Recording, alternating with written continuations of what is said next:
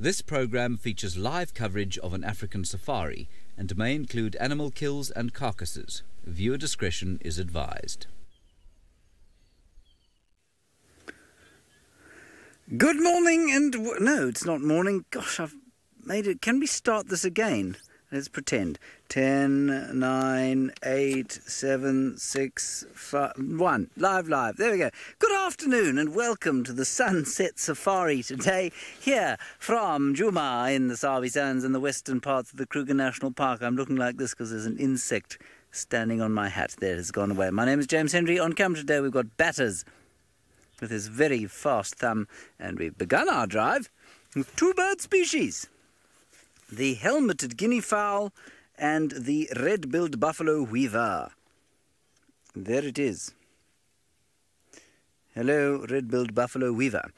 It is 32 degrees Celsius or so, 89 degrees Fahrenheit, which is pretty warm. There is a breeze blowing from the east, which is a bit odd. But I'm sure it will turn to the more conventional northwester by the end of the drive. And you are welcome to talk to us. Indeed, you are encouraged to talk to us. Indeed, you must talk to us. Oh, I'm sorry, I'm wobbling about. The cameraman's telling me to sit still. I shall sit still now so that the birds don't wobble.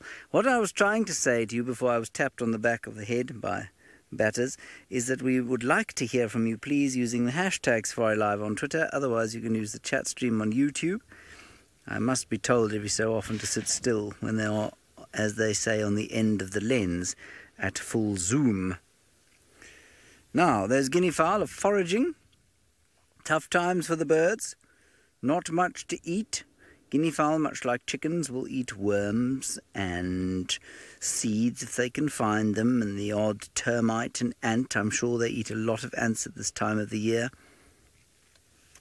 And there is a beautiful lilac-breasted roller that is trying desperately to catch probably butterflies, maybe. I did see a guinea fowl butterfly actually around there earlier today. I was wandering about just around there. Beautiful colours. All of them looking forward to the coming summer, but they're going to have to wait a lot longer because always I find as soon as it gets warm we think, well, the rainy season's around the corner. But of course it isn't for the next 60 days or so, I wouldn't think. Which is going to be quite a long time for all of these creatures here to survive in the heat of the very dry, hot season. I'm often asked, of course, oh, no, let's go across to Tristan. He's got quite a nice plan for this afternoon. My plan is to head down and see what the lions are doing and then move on to find something slightly more active until the evening starts. Well, good luck, James. Hopefully you will find very active animals that are doing all kinds of things, maybe even some backflips for you to brighten up your day. Not that he needs brightening up, it's a very sunny day. As James mentioned, my name's Tristan. On camera I've got David this afternoon, which is always quite nice to have along with. David, has been a while, hasn't it? Far too long. Yes, far too long. So it would be nice to have David with me once again this afternoon. As James said, we're going to try and see if we can find something that would hunt these guys. So we're going to go try follow up on Tundi and see if she's managed to find Kalamba again, and see maybe if Sausage 2.0, aka Hosanna, and I call him Sausage 2.0 because the nickname for Tingana is the sausage in camp, and because generally when you find Tingana there's this big round belly with these 4 little toothpicks that stick out as legs and then a toothpick out as a tail, so he kind of looks sausage like, and Hosanna's taking after his dad these days and eats himself into oblivion, and then he also gets quite rotund and round, and so that's who we're going to go look for this afternoon. We're going to see what happened from this morning. We stayed with Tundi for about another half an hour or so, and she eventually went to sleep on the termite mound. She just kind of lay down on the termite mound and fell asleep,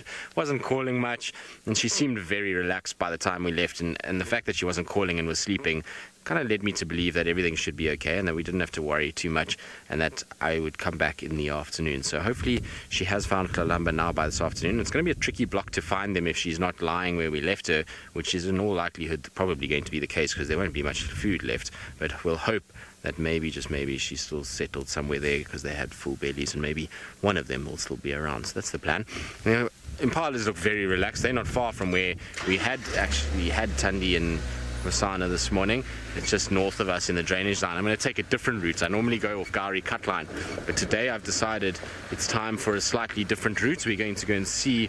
No, sorry, Mr. Impala, I did not see you there. Sorry, everybody. Yes, I know, sorry. Disturbing the afternoon's parade. I do apologize.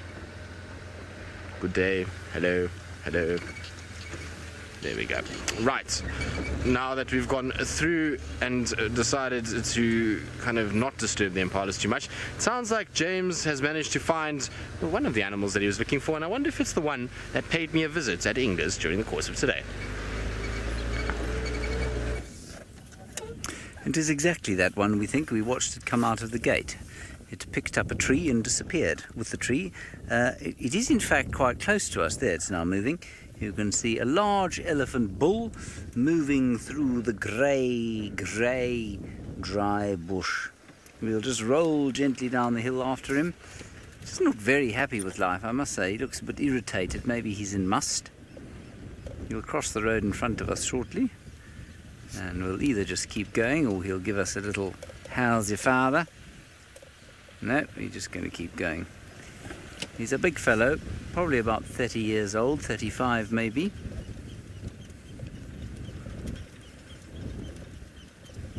Hello? Where are you going?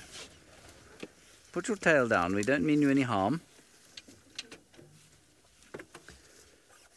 There he wanders. I'd quite like to follow him, but I'm not going to chase him through there. There's a lot of thick bush. We'll make a big noise behind him, and I think he just looks like he's on the mission to go somewhere and doesn't really want to be disturbed. And you get that vibe from elephants. They sometimes give you the impression that they're very happy to be around you, and this one is doing the exact opposite. He's had his drink, but where he would be going now, I'm not sure. But he certainly seemed to start moving as we came along. Isn't it amazing how he just disappears through the bush there? I do think it's amazingly efficient of his camouflage. Elsa, I've never read or heard anything about this, but it's possible that elephants do not get cancer. I think you'll find that cancer is very rare in all animals out here. It does happen from time to time. But cancer, of course, is largely a disease of our lifestyles.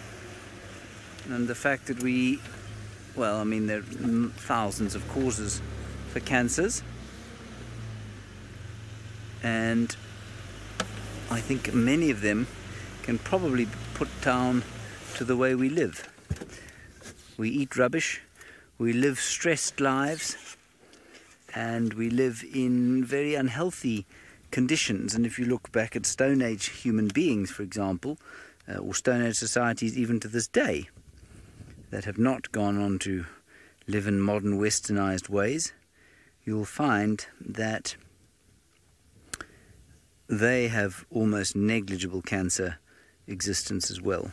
So although most certainly some human beings are genetically predisposed to getting various kinds of cancers, the environmental triggers that eventually make them get those cancers don't exist in social groupings or in societies like the Stone Age ones, and in many respects that's how the animals live out here as they evolved to live.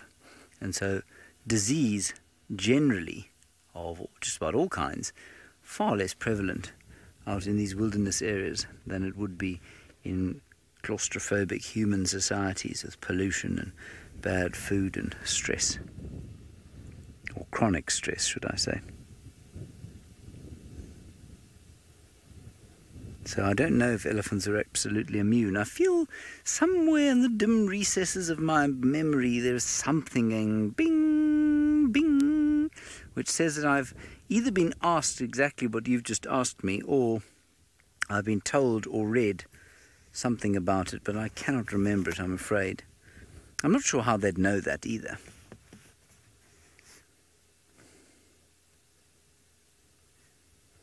I always find it quite interesting that pets, human pets, often get cancers.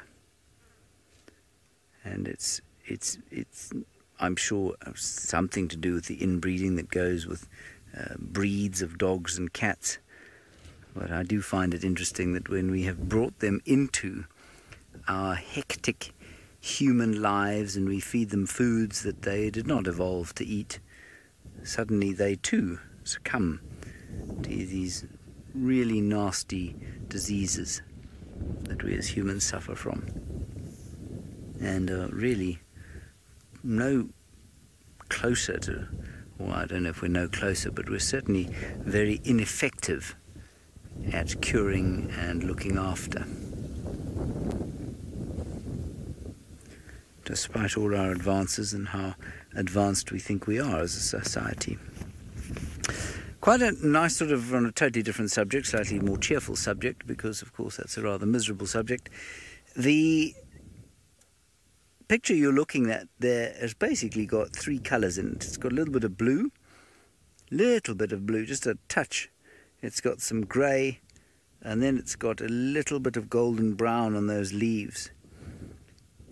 And it really is astounding how, I suppose from a minimalist's point of view, it's very attractive. I quite like the combination of colours there, the light blue, the grey and the copper brown. But in summer, this exact same picture would be 1,000 shades of green. I suppose there's a touch, and there's almost no green in that picture at all. There's a little bit on that silver cluster leaf that hasn't lost all its leaves yet. But otherwise, it is entirely grey, slightly blue, with a little bit of golden or copper brown. It's quite nice, isn't it?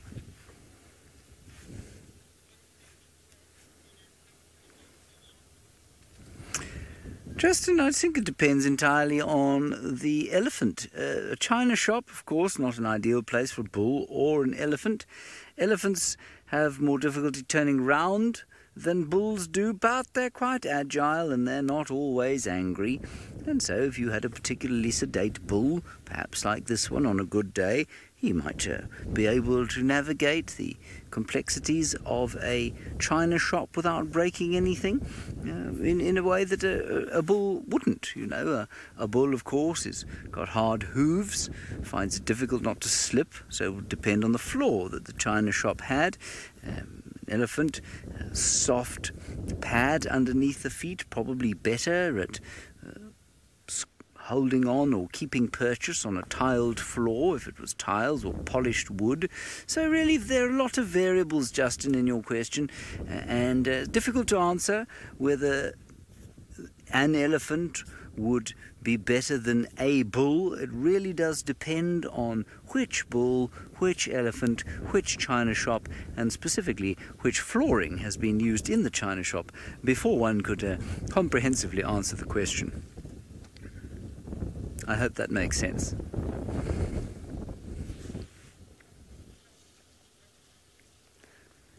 Thank you, Justin. I'm glad you appreciated my answer to your elephant in a china shop query. Alrighty, I think we'll leave our elephant bull now. We're going to head down, have a quick look at the Niconico Pride, where they were, and then we'll leave them. I'm a no, they don't. Elephant bulls do not look after a herd. They generally operate like this guy is now. Once they get to that age, they operate on their own, and they will join herds for mating opportunities only. They will sometimes move around with other bulls, often younger, sometimes of a similar age, until they come into must, which of course is their time of breeding, and they get a very heightened testosterone surge through their bodies, and it makes them disinclined to be particularly friendly to us or to other bulls. And then they will go and seek out herds of females. So no.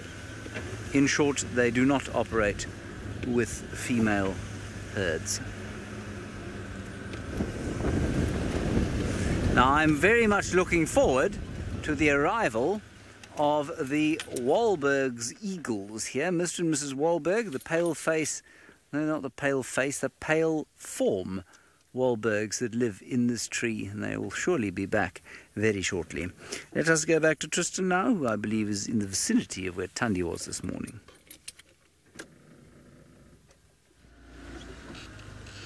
We are indeed, James. So we're just trying to see if we can find any of the cats that we're looking for. So we know that Hosanna and Thandi were both here this morning, but no sign of little Kalamba this morning. She was calling a lot, and we left her kind of sleeping and calling and sleeping and calling, and Hosanna was still eating. So I'm just scanning all the shady spots as we approach where they were, because I'm pretty sure if Hosanna's still here, he's going to have a big round belly and is going to be very satisfied with himself, and is probably lying under the shade of a tree, just enjoying a bit of rest and relaxation and just being nice and full. And Thandi, well, I mean, she could be absolutely anywhere now.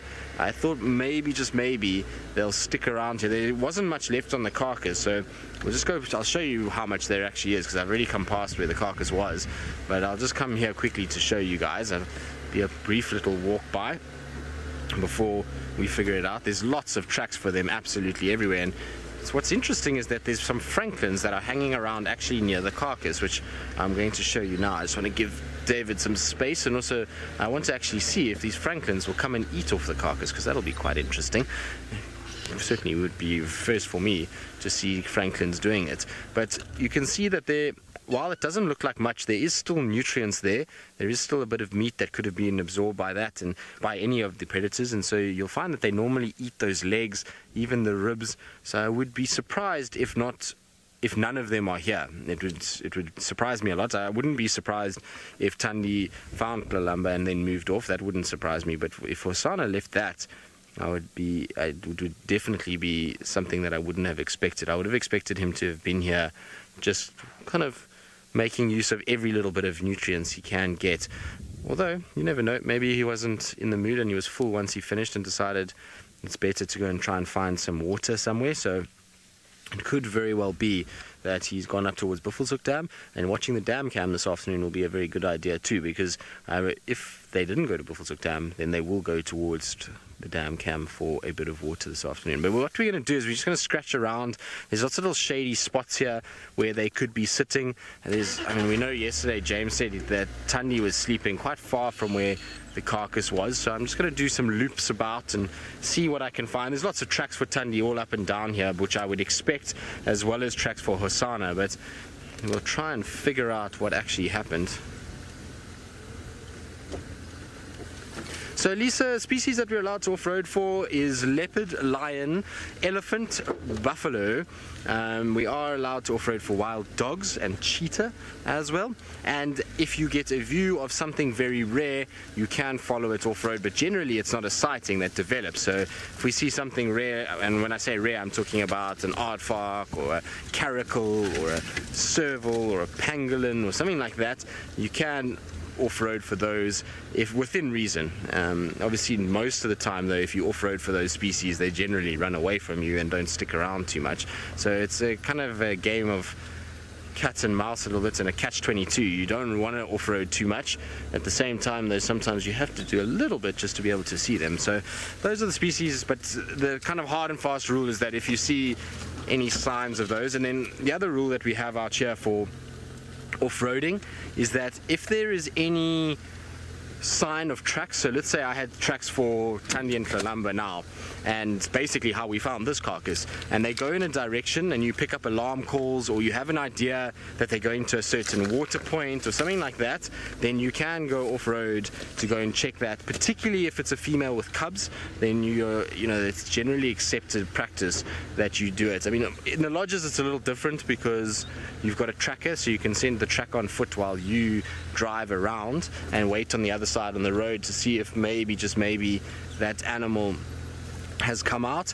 But if you don't have a tracker like we don't, then we can follow up on alarm calls and those kind of things, and we try and be as respectful about driving around in the bush as possible. Try and use big game paths so that you're not really damaging anything as you go along. I'm just trying to look if maybe Hosanna walked here, and there's lots of kitty tracks around. So it looks like this might be when they went to go and have a bit of a drink. So there's tracks here for Thandi, but they don't look fresh from today. They look as though they're a little bit older. Okay, well, back to the drawing board. We'll try and figure it out. I might just jump off the car and have a little look around, see if I can find a direction that they went. In the meantime, while I do that, let's send you back across to James and see what he's managed to find so far. I found a carpet of lions. I'm just going to ease in here. We're going to have to get pretty close to get a view, but that's okay. They won't mind. They are used to us. The famous Nkuhuma pride on both sides of us, lying in very affectionate slumber next to each other. One of them having a stretch, the other one hugging a little one there. That's very sweet. Can you see that, Craig? Yes, is this all right? Yeah, that's good. Hello, Nkuhuma pride. How are you? I see that you're panicked by our presence. You've leapt up in absolute terror, growling away and swishing your tails in irritation. Oh, there it is, you see. You see that tail swishing there, Craig? It lifted up and down. Oof, look at that. Better be careful. I'm, of course, being entirely sarcastic, everybody. These cats are so used to us and so happy to sleep just about all the time.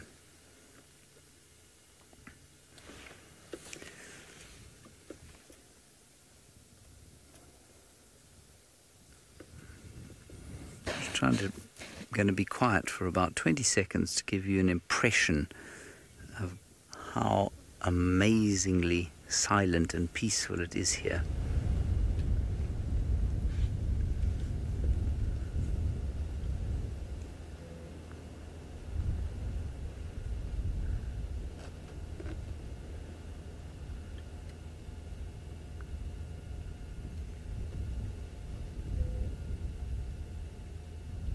Isn't that amazing?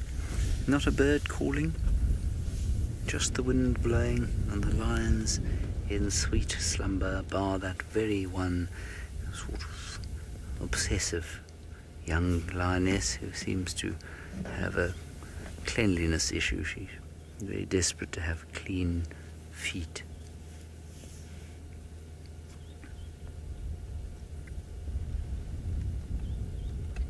King, you say lions, lions, lions, lions, lions, lions, lions. Yes, well, yes, quite lions. Lots of them.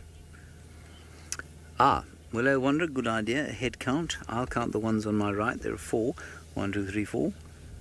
So that side there should be 7.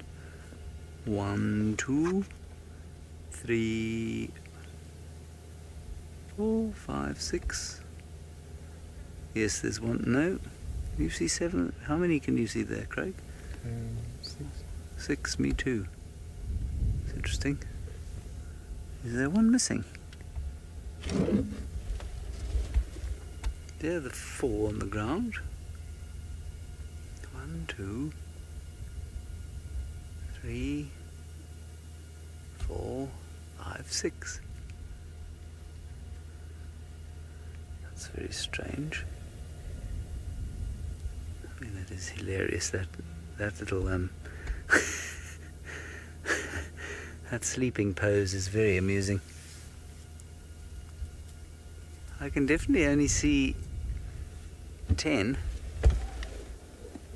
That's not to say there isn't one lying in a bush somewhere close by. Very odd. I'm assuming all 11 were here this morning. I didn't check with anybody. Oh wow, so Steve only counted 10 today. Well, now, that's very interesting. How many adult lionesses are here? I think all 4 of these in front of us are adult lionesses. And unless those are all 6 youngsters... Well, you see, I wouldn't be too surprised if we were missing an adult lioness. Maybe she'd be mating somewhere.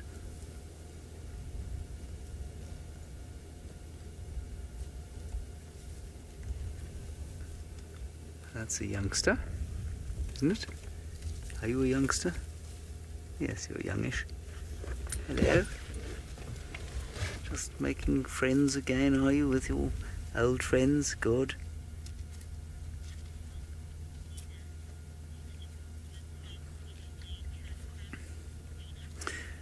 Sinak, the jury's a little bit out on that question. Whether or not the Avoca males would pose some sort of threat to these youngsters, I'm not sure. Remember, they're pretty much 2 years old now, just about all of them, in which case they shouldn't, in theory, be facing any threats at all from the Avocas. But it's not impossible that they would. So, I mean, as we all know, males coming into a territory could easily pose a threat to any cubs. And in theory, once a lion is beyond 18 months old, it should be safe from attack from new males, but you never really know. The Birmingham boys killed a number of lionesses when they came into this area, adults and youngsters. And so it really does depend on the situation. The Avocas are quite young. They haven't really taken this territory so much as fallen into it, found it totally vacated by the Birminghams.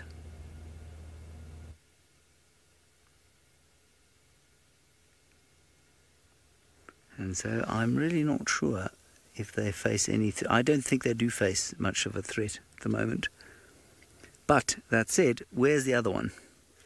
Is she maybe mating with one of the Avocas?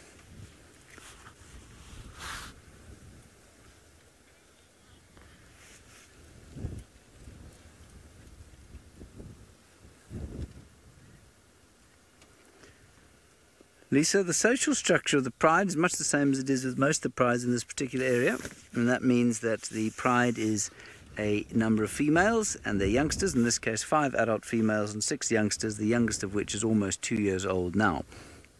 And they are currently in the domain of the Avoca boys, 3 young males, probably only about 5 years old now, coming up to their 5th birthdays now, and they preside over the Nkuhuma pride here, the Styx pride almost to the south. The Styx pride is kind of on the border between them and the Birmingham boys.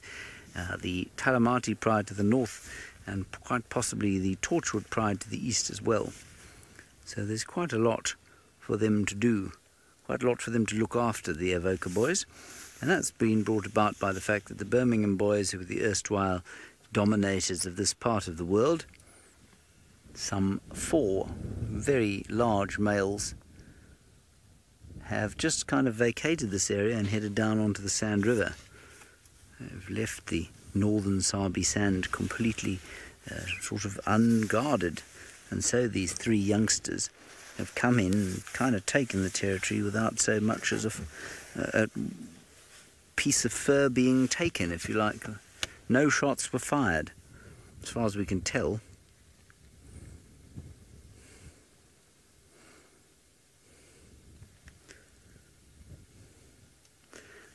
Alrighty, I think that this is going to put me to sleep and not very long at all, so I think we're going to move on from here, see what else we can find. We will come back, hopefully, depending on the game drive density in the area. I don't think that it should be too dense today, so we should be able to get back into this area before sundown.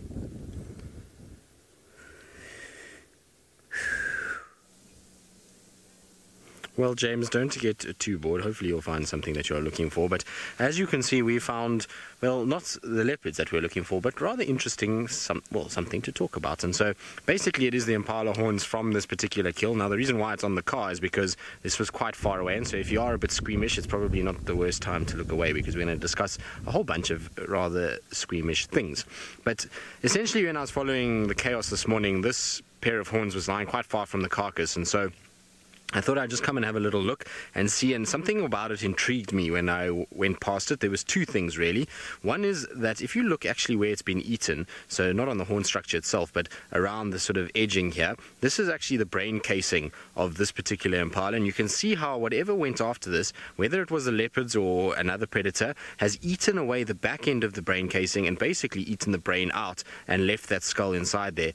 Now, to do that on an adult male impala of this size, is not a small adult male impala, impala takes some serious power, and I highly doubt that this was Thandi and Kalamba. I don't think that they actually made this kill. I'm of the firm belief that this kill was done by something else, and maybe wild dogs with hyenas that got involved, and then Thandi saw an opportunity and stole it. The reason why I also say that is because if you look at the size of their stomachs and the way that that carcass looked yesterday already, it looked as though it was very, very dirty. It looked as though it was quite dry, but that was actually because it had been dragged around. Now, leopards typically do not drag carcasses like that. It's a typical wild dog maneuver when they feed, is that they pull carcasses all over, and the whole carcass basically gets covered in grass and mud and sticks and all kinds of other things, which is what we saw on the carcass yesterday. So I think maybe dogs killed this, and then she saw an opportunity and came in, especially if it was just one dog by itself. That dog would have immediately run away had she been around, and maybe a hyena was also involved and she managed to just steal some of the carcass.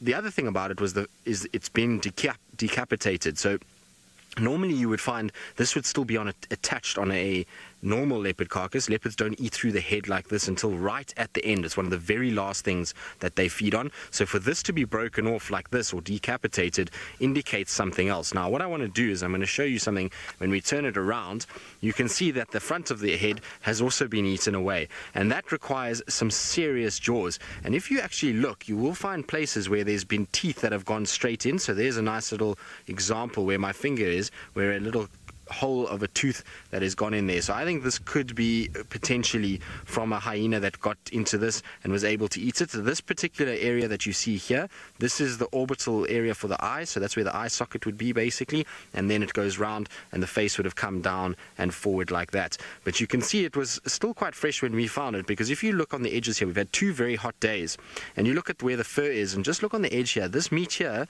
is a little bit dry, but it's not dry. So this was definitely killed 2 days ago, and it would make sense because Hosana had that interaction with hyenas and what we thought was maybe a wild dog kill, and those wild dogs could easily, or the wild dog, we don't know how many, could easily have come from here, made a kill here, got chased, and then were followed by hyenas all the way across, because in a straight line from here, if you go straight kind of west, you will go to exactly where Hosana and the hyenas were. And so I wonder if that's not what happened, and Hosana actually then backtracked it all the way through here and eventually then found this carcass. So it's an interesting kind of take on everything. The other thing that is interesting with these horns, which I'm going to try and do without getting bits of rotten impala all over, is 2 things.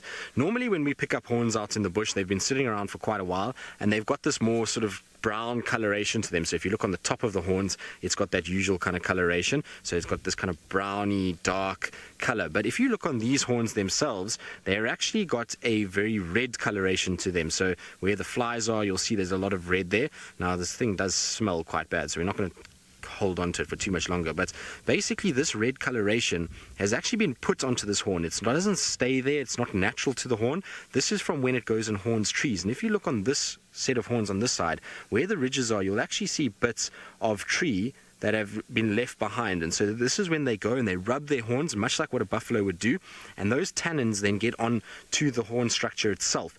And the tannins in that red coloration basically stop horn boring moths from going into the horn while this animal is still alive and eating their horns. So this is just maintenance of the horn itself. It keeps the horns in good condition and makes sure that they don't have too many issues with insects that are parasitizing their horn structure and going to weaken it. The other interesting thing with this particular set of horns is you notice on the top left that this animal's horn is broken or squashed. Now, I have a funny feeling it wasn't like that prior to this morning. I think I clipped that and drove over it. So even if some of you did see that, I think that's where I drove over it, and the tip is quite fragile, so it would have broken like that. But you can also see what's quite amazing from these horns is that we are in the rutting season. And the reason I say that is have a look at how scratched these horns are. There will be obviously a few bite marks lower down from when a predator, but if you look here, you can actually see it's quite rough where this animal has been fighting with other male impalas, and it's created quite a rough surface on the otherwise very, very smooth horn. It's actually quite interesting to see, and you can then also, this tannin coloration is quite common to see more so in the rutting period, because they'll often fight when they're rutting, and they'll then go up to trees and they'll hit trees and just try and scent mark and make sure they do a big display. So very, very cool to see. It's something that we don't get to see very often. You can also see how horns actually work, which is pretty interesting. Now, Angie, what is interesting with these actually is that they are very, very much heavier than normal horns that you'd pick up that are dry and been out here for a while. There's still a lot of connective tissue inside this horn that's wrapping around the bone, and that's making it a lot heavier than it normally is. But for those of you that didn't really understand horns and antlers and what the difference is, so this is quite a nice example of how we can tell the difference between horns and antlers. So if you look here, this is a solid piece of bone that we've got on the bottom. It's a really big, thick, chunky piece, and these horns are solidly fused to that. There is no kind of pulling it off or anything like that. It is just a part of the skull structure, and inside here is a bone structure that grows all the way up to the kind of top, and what's covering it then is basically like your fingernails. It's a keratin sheath that has come over and is covering this entire horn. Now, if this was an antler, what you would find is that this would be basically, it's not the same structure, and it doesn't have this keratin sheath to it. It's got this kind of velvet on it that's almost like hair more than anything else, and those horns will come off every year and then regrow again. It's not like these. If this breaks, this impala will never get these horns again. Well, this in particular impala won't grow horns ever again anyway, but it wouldn't if it was alive and it broke its horn. But very, very cool to have a nice close look at them. It's not something we get to see that often, and I am going to put them down on the ground because they smell.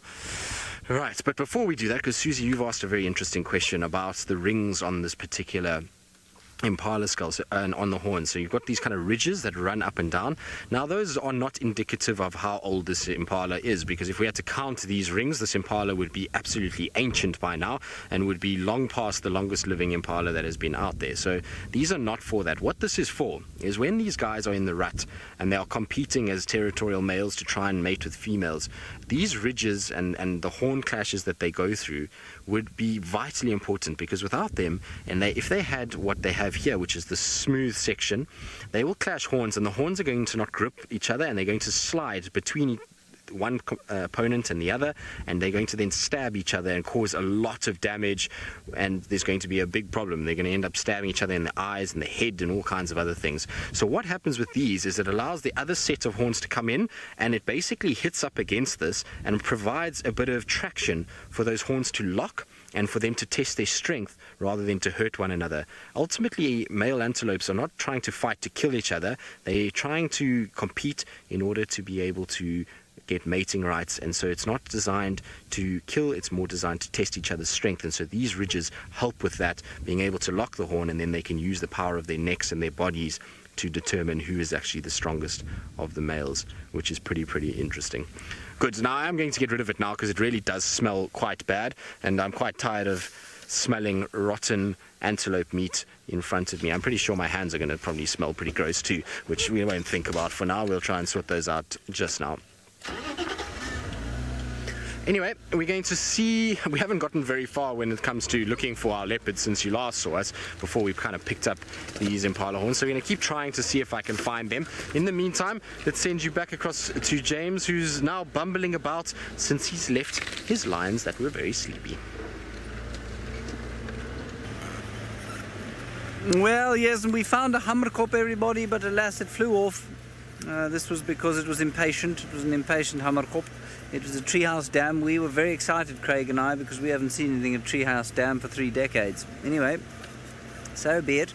We're going to go from waterhole to waterhole, see if we can't find something at Twin Dams, which is the lowest point on Djuma, and then I think we'll go to Chitwa, because we're bound to find something going on there.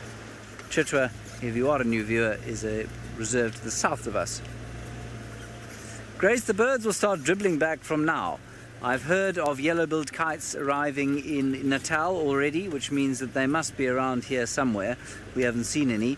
Wahlberg's eagles are often the first back, and then they'll start dripping in from now until the woodland kingfisher comes back on round about the 16th of November. It's quite a specific date I gave you. That's what it was 2 years ago. I forget what it was last year. Does anybody remember what it was last year? The chip purr of the woodland kingfisher? What day was it heard on first? I remember very distinctly the year before it, arriving on the 16th. It arrived at the dam cam. Oh, Craig, our great favourite. Spyker die Duiker. There is a duiker, everybody. Craig and I see many of these in the mornings when we're on our rehearsals for TV, and we say, leopard. Oh, no, duiker. And we see it again and again and again. And that is a female duiker. As evidenced not only by the absence of her horns, but her size. She's noticeably larger than the male. There we are. Let's keep going.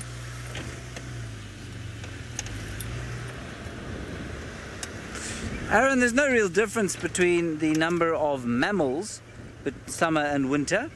They are the same mammals that occur here summer and winter. I guess the local distribution varies slightly, but not a great deal. You know, I'm expecting some buffalo to come back at some stage and occupy the Juma Dam area, but we haven't seen any there for some time. But otherwise, seasonally, there really isn't very much movement in this particular area, and that's because of the provision of artificial water.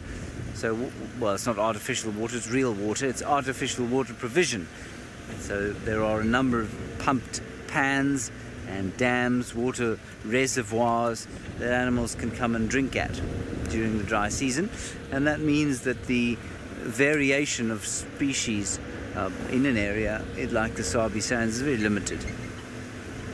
Big things like elephants come in and come out, and I guess the greatest seasonal influx of elephants would occur during January and February when the marula fruits are in, when marula trees are in fruit. But otherwise, yeah, not an enormous migratory area.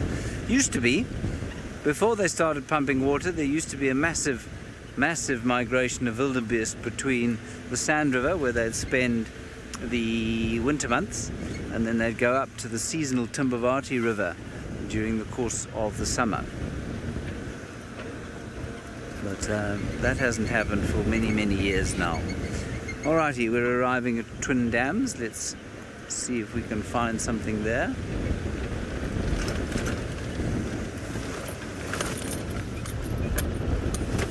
Is Kirsten talking?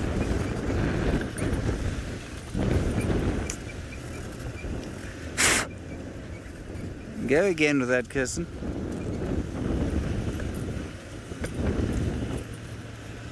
Talking now? She did. Oh dear. There we go. Ah. No, the purpose of the speed bumps, Patricia, is for drainage. They do serve a very valuable purpose, slowing people down, but their main purpose is for drainage. There he is. Look at that, Craig. Can you believe it? There's our hammerkop. I'm pretty sure it's the same one. This is the direction that he flew in. How very exciting. Hooray. I quite like hammerkops. I quite enjoy them. Oh, and there's a lizard in the background, sneaking past. An enormous monitor lizard. Water monitor lizard. Featured heavily in the great World Lizard Day video that we produced. Came out yesterday on World Lizard Day. It was probably that very individual, actually. We filmed quite a lot of them lurking about here. Can you see it there, Craig? There we are. Thinking about having a drink, making friends with the hammerkop.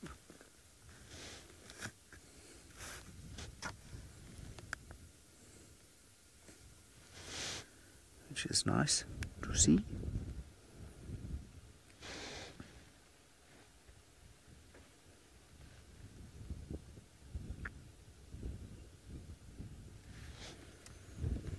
I'm just trying to think what else we can talk about there. Oh yes, there we have three-banded plovers. There they are. A real little community of different species getting along with each other, providing us as human beings with a model for how we too should live in harmony with those that are different.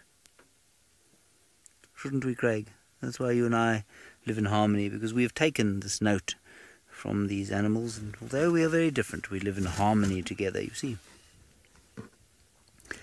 It seems like the hammerkop is almost tracking the lizard, which is very interesting.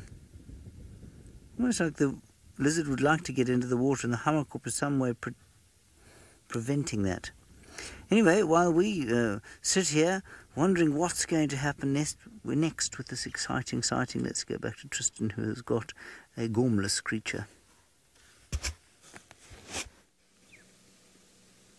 Well, yes, James, is about as exciting as what's happening on your side, except there is something very, very cool about seeing a little scrub hare's ear in the light and actually seeing that network of veins that runs through it. It's pretty special. It actually almost looks like a leaf against the light, doesn't it?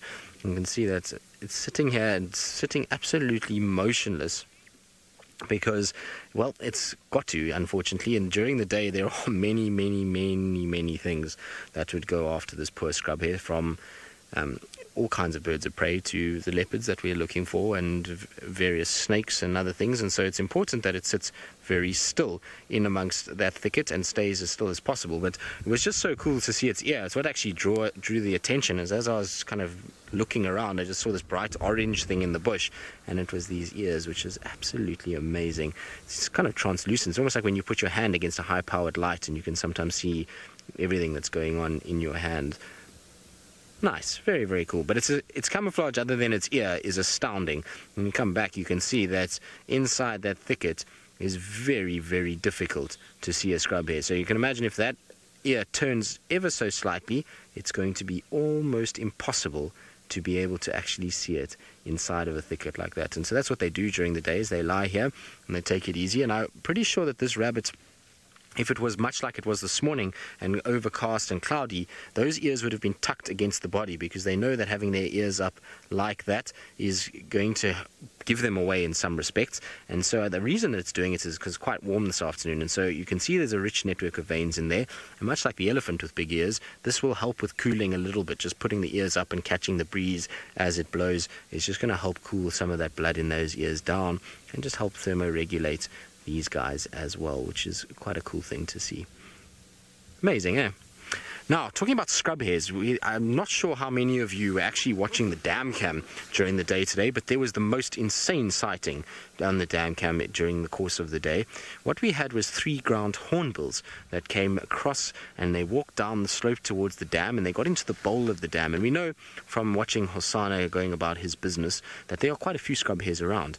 Anyway, I was watching them kind of potter about, and we were there because we were kind of on nest cam watch, and we were hoping something would come down and drink as that sun broke out. And anyway, the ground hornbills were going about pecking as they do, picking up the odd insect and just generally being ground hornbills, when all of a sudden pandemonium broke loose, and this ground hornbill launched and it picked up a baby scrub hare. So the scrub hare was probably about this size, small little scrub hare like this. It stabbed at it and it was trying to pick it up and down, and this poor scrub hare was kicking for its life, and eventually this ground hornbill grabbed it while it was still kicking and swallowed the whole thing whole, still alive. It was absolutely insane.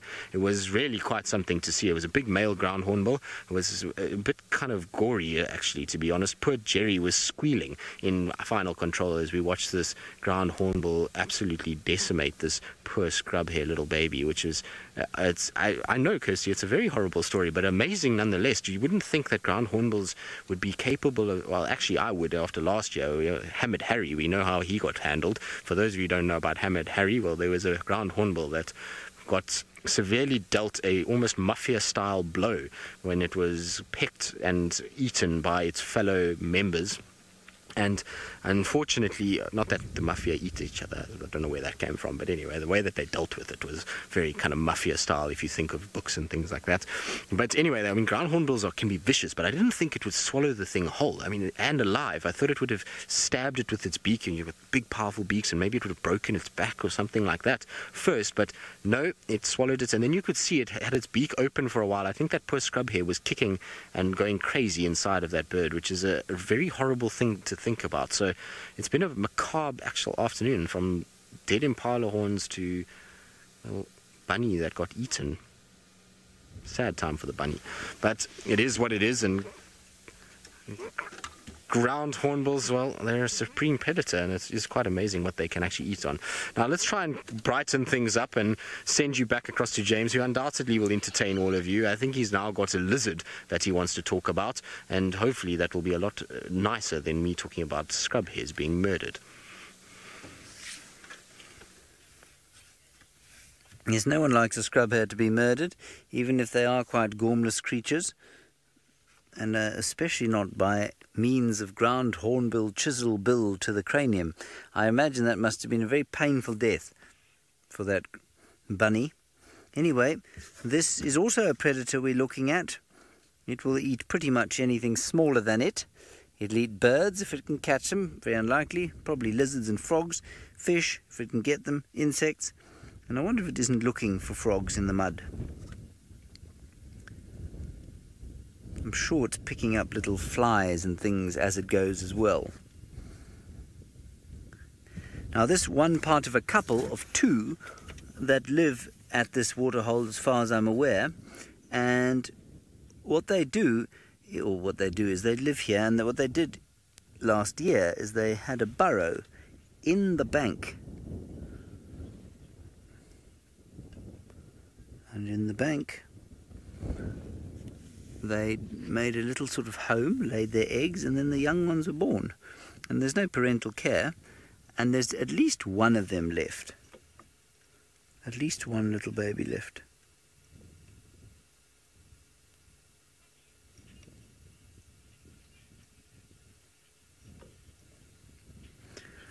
I'm afraid, Poofy Poof, I was so thrilled to hear your name again that I missed your question. Can we have it again, Poofy Poof?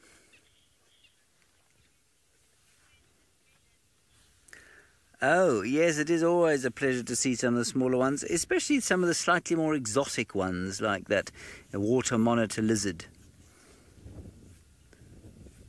I watch the birds trying to eat, and I watch this thing trying to eat, and I watch the hammerkop looking for things to eat, and I wonder to myself, this really must be a pretty tough time of the year for them to be finding anything to eat.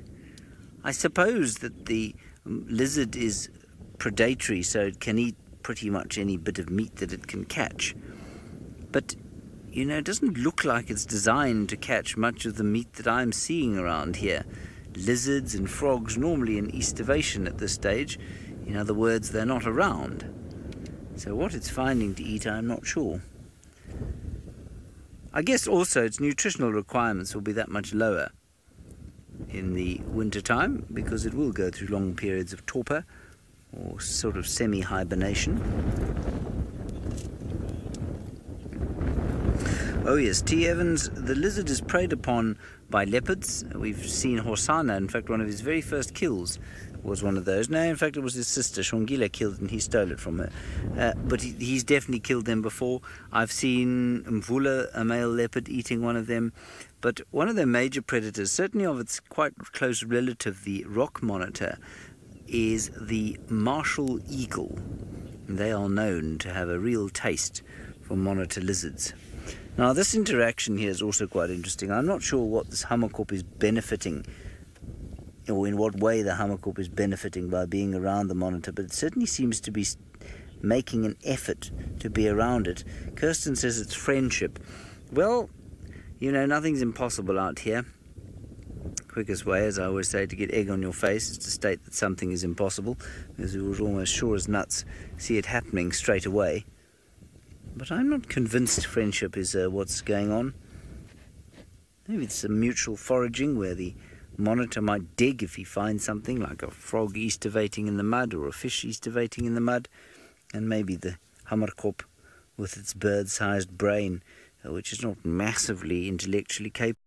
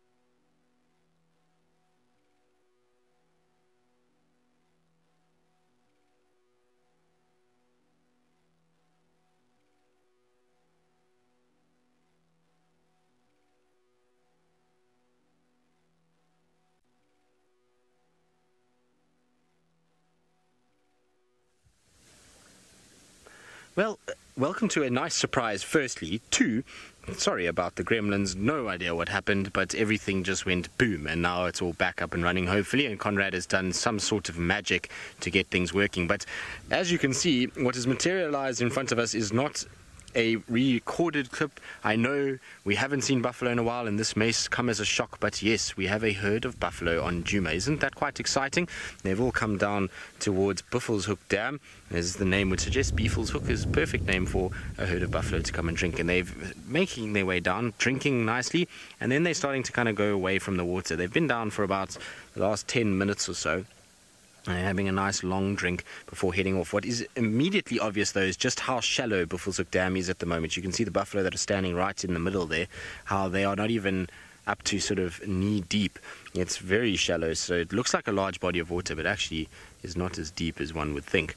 Now, the noise of these buffalo and the fact that they are here is going to be a dinner bell for the Nkuhuma Pride of note. The Nkuhumas for sure are going to be on the lookout for these guys. The wind is blowing at the moment in a southeaster at the moment, so it's blowing from the north down southwards, so it's blowing into our faces at the moment. We need this wind just to turn west slightly. If it turns west slightly, it will then be blowing to the south, and that's going to mean that we're going to get those lions very, very excited very quickly. They will pick that scent up immediately if it's gusting like it is now, and they will then come, I'm pretty sure, running up to this area, because, well, I know they've been on a buffalo kill in the last few days in Manyeleti, but there's been very few and precious opportunities to hunt buffalo, and I'm pretty sure the Nkuhuma Pride would love to have a crack at these guys, given how many youngsters and females there are here. So this will be, like I say, it's basically like you being starved and being put your very, very favorite meal in front of you, and somebody just kind of shouting at you that it's here, and then big neon lights pointing at them to show you where you need to go and eat. And so that's pretty much what's happening now, and hopefully the Nkuhuma Pride are going to wake up. Hopefully the bellowing and making of noise is going to drive the Nkuhuma Pride to wake up now this afternoon already, and send us a little bit, well, send them up this way for a bit of an afternoon hunt. Now, because we disconnected from all of you just now, some of you may have only just joined us. Remember that we are live, so you can ask lots and lots of questions and be able to comment as well on #SafariLive, and that's exactly what Carl has just done. So Carl, no crocodiles that we know of at the moment. It's not to say that there aren't crocodiles here. Sometimes we do get crocs in this particular dam. I have seen crocodiles here before, and so they do sometimes come down, but for the most part, no, there's no crocodiles. That's why the buffalo are keen to wade in. Also, what happens with big herds of buffalo like this is, as they come down to drink, the first ones disturb the water a little bit. Then there's a bit of mud, so they just keep pushing and edging forward and forward and forward, so as to get nice clean water to drink. Also, the bulls like to wallow just to cool themselves down. It's a nice warm winter's afternoon, and therefore perfect conditions to be able to have a little bath. But they look as though they're going the wrong way now. They look as though they're heading in a northerly direction, up back towards the Buffelshoek boundary from where they came. I was hoping that they were going to shift and move more west and then cut southwards and head towards Gari Dam, because if they do that, well, then the Nkuhuma Pride are in their pound seats. They're going to be very, very happy if the buffalo do follow our advice. They look as though they're kind of milling about at the moment. They're not too busy, and so I don't know which way they're going to go, but I'd like them to head more towards the west. They might head north because the wind is coming from there, and they'll walk into the wind.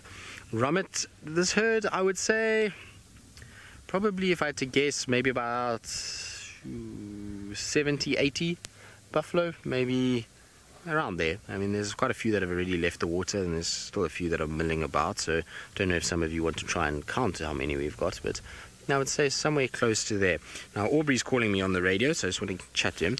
Go ahead, Aubrey, because he's busy helping us with trying to find these leopards.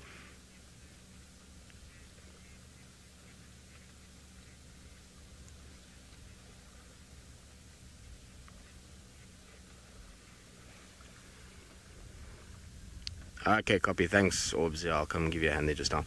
So it sounds like trucks for Hosanna going straight towards Gari Dam. Kirsty, is the dam camera back up and running? Because if it is, please pay attention, everybody, to the dam cam, because I wouldn't be surprised that he does go there. It's not up just yet. Okay, well, we trying to basically pay ransom. Conrad is working on it, trying to get rid of these gremlins that are holding the dam cam at ransom and trying to get it back into our control, which I'm pretty sure Conrad will do. Conrad is like the Tom Cruise of our staff team. He's able to do Mission Impossible and save everybody and save the day. Good. While we watch these buffalo just slowly make their way away from us and head off and go and give Aubrey a hand trying to find little Hosanna, let's send you back across to James. Hello everybody, I do apologise for the lack of signal and problems that we've had. Of course, I'm sure Tristan's apologised to you, and thank you for all the amusing responses to the final controls. Well, let's give him a bit of credit for being very funny this afternoon. There we have a juvenile battalier that has been sitting around Leadwood for some time. We're on Leadwood Road. We went to Chitwa, had a look around there. We didn't find anything. They were looking for Guchava, but there was no sign of her.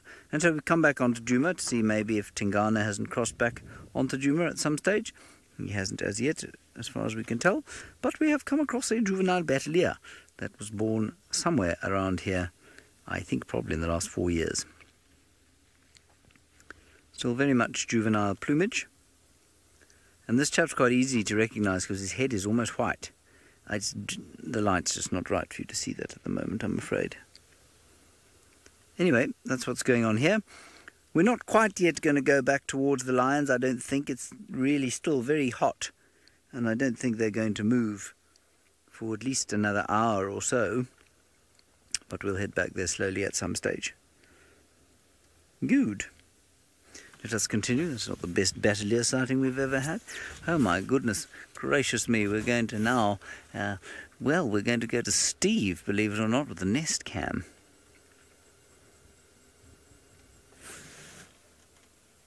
No, it walked out of the frame, so you're staying with me. The nest cam is not mobile, you see, so unfortunately Steve's moment of glory was taken from him by the fact that the Nyala had slaked its thirst already. Bad luck, Steve. Oh, he's got a different frame. Let's go back to him. Well, the idiosyncrasies of having 3 cameras positioned at different angles. If the Nyala decides to walk past, well, you have to change cameras. Thanks, James, for sending us back. Welcome, everybody, to the Nest Cam this afternoon. My name is Steve, and we have a Nyala bull coming in to drink. He's quite tentative. There is the smell of the Nkuhuma Pride lingering around the watering hole from this morning. We followed them from there all the way to where we left them, probably about 9 o'clock or so. I can't remember now, but here he is. He's looking in the distance. Is he going to quench his thirst? I think he will. A little bit afraid or frightening by yourself coming down to drink, especially with the large predators on the prowl. You can see just off in the back on the left, there's a few impala slowly meandering down. They generally come down in their numbers a bit safer. Paula, it is a beautiful view. This is regarded as the beach from the nest cam, and that Nyala is taking his time, making sure it is all safe. There we go. He won't spend too long at a given moment being on his own. A little bit of a thirst quench. Head will pop up again, and then off he'll move. Teresa, he's a very nicely sized animal. They could get a little bit bigger than that. His horns are they're almost there. I mean, I think it would make a difference if we saw him next to the impala, but an enormous animal. It's why we don't see leopards hunting the males. See, he's a bit tentative. He almost jumped there. The leopards all hunt the females, but we never see the leopards attacking or even trying to attack the adults. I think Scott was here months ago, and he saw Tundi walk straight past the Nyala bull, didn't even look at it, because she just knows way too big. Those enormous horns could inflict a lot of damage, and the oxpeckers have found him. I think those are oxpeckers. They also need to quench their thirst. A diet of blood definitely leaves a little bit of a dry palate. Must be the iron in the blood. It gets a little bit tangy. Well, from our lone Nyala bull drinking here with his oxpeckers, let's go back up to that beautiful herd of buffalo with Tristan. Well, the beautiful herd of buffalo is leaving us behind at the moment. They decided they're going to carry on and walk off. But the good news is, and what will probably make James Henry smile a little bit this afternoon, is that by the looks of things, they're cutting straight southwest like we wanted them to. They're going into the block, heading towards Hyena Central area, which will then take them up towards the sort of central parts of Djuma. Now, David, if you can come to an individual in front of us here, there's two here that are prime suspects for an Inkahuma hunt. The first is the one on top of the bank. Well, sorry, that one is one, but that one there is the first one. You see, look at it walking. Now, that is lion bait, if ever there was lion bait here in South Africa. Unfortunately, walking like that, the lions are going to see it, and that's who they will target first and foremost out of this entire herd. It's a weaker individual, it's very, very badly injured, limping, and so that's what they would like to go after. What's wrong with it? I can't tell. It doesn't look like any outside trauma. Maybe it's just overextended a leg, and that's why it's battling to walking. Now, the other one that might be in danger is this one here on the edge of the water. If you have a look at the body condition of this one, it resembles those buffalo of 2016 that were emaciated. You can see that it's very thin, very little muscle definition around the hindquarters and rib areas, and that's an indication of an animal that is a little bit on the sick side. Lisa, no, it's just the buffalo. I suppose they are prone in that they've got TB, and it's very difficult for them to not have it because of it's kind of spread through the whole system. But they're not prone to disease. Remember that these poor buffalo have gone through hell and back over the last 4 or 5 years. We've had drought, and it's not really eased off that much. You look at the winter conditions at the moment, there's not a huge amount of grazing, and there's definitely not a huge amount of water around, and that makes life very difficult for these guys. And you can see, look at how this poor buffalo is going to labor up this hill. It's going to first have some green grass. Yes, you should eat that. That's good for you. You're going to definitely put on some weight if you do that. Green is good. Yes, tuck in, eat your salad. There we go, look at that. That's all good sustenance. I hope it's a good plant for them to eat. It seems like it's quite hungry, so I would imagine even if it wasn't tasty, they are going to eat it, that's for sure. Now, Aubrey's calling me again. Go ahead, Orbs. So hopefully it's good news.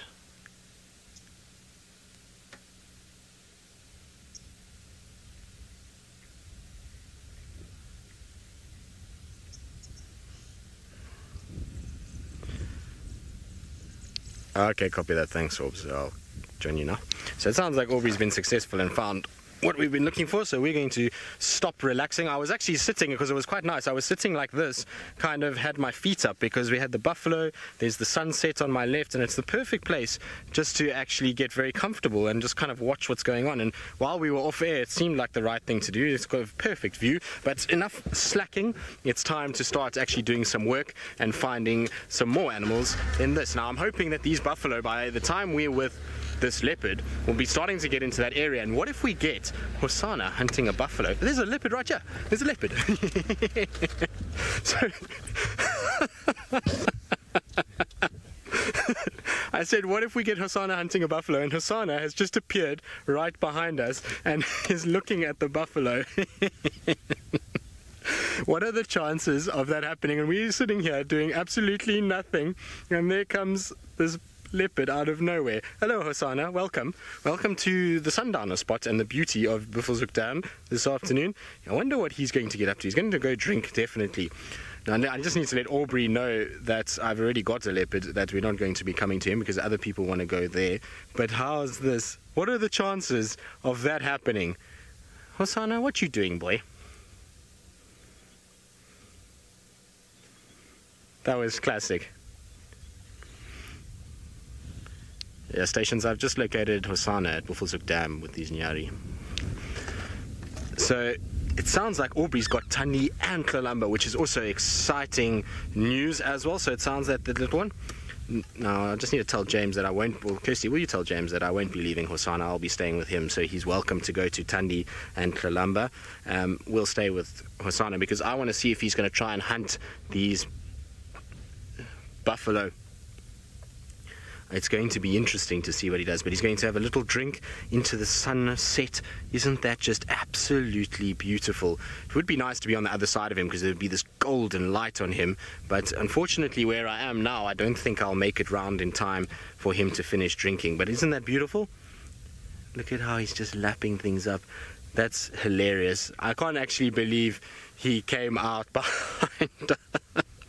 I was so busy going, well, I'll go to the other leopard, and I was so busy taking it easy, watching the buffalo, that, well, I hadn't looked behind me for 1 second. David, it's your fault. There's two things that are David's fault this afternoon. First is that David didn't spot the leopard behind us, so we're blaming David. The second thing is David said this afternoon, don't worry, Trist, I've got us sorted for snacks. We've got nuts, we've got grapes, we've got fruit. And then just now we were bumbling about, and it's a rather warm afternoon, and I said to David, David, you got any of those grapes sitting around? And to which David kept quiet for a moment and then basically admitted that no, there were no more grapes. Unfortunately, they had been inhaled by the grape monster that lives on Wendy, apparently, and it wasn't actually David. So David ate all our grapes, which means now we're all kind of dying out here of starvation and even something just to quench our thirst. Thanks, David. No, I'm just joking. I'm just giving David trouble. It wasn't... See, even Kirsty's saying... Kirsty, it's unacceptable, isn't it? I think so. But how cool was that? That was epic. Now, I wonder, do you think Hosana would go after one of these sick buffalo? I wonder if he might. There's this very dodgy one that's walking along, and Hosana gave it a little look just now and was kind of just checking it out, and almost if to say... I might have a go at you. There's a lot of calves here, and we know Hosana has taken a calf before. Well, he was feeding on a calf. Whether or not he actually killed it is anyone's guess, but he definitely was feeding on one, so maybe he might fancy his chances as a little buffalo slayer. But Hosana, thank you for that. That was amazing. So, Joy, they can get sick if they eat meat that's contaminated with something that affects predators, but, like TB, they could pick it up. But as long as they're finding food and water, generally they can live a fairly normal life. It's when they start to go through hardships that TB can, especially in lions, can really hurt them. But for the most part, you'll find with these cats that they've got iron stomachs, or most predators have iron stomachs, and they're able to deal with a lot. It's really only if there's something like anthrax or something that's really kind of difficult for even the predators to deal with, then they might get it. But most part, no, they don't catch a lot of the diseases that antelopes have, so they don't get foot and mouth, they don't get rinderpest, they don't even anthrax to a degree. I've seen lions eat it and come off okay.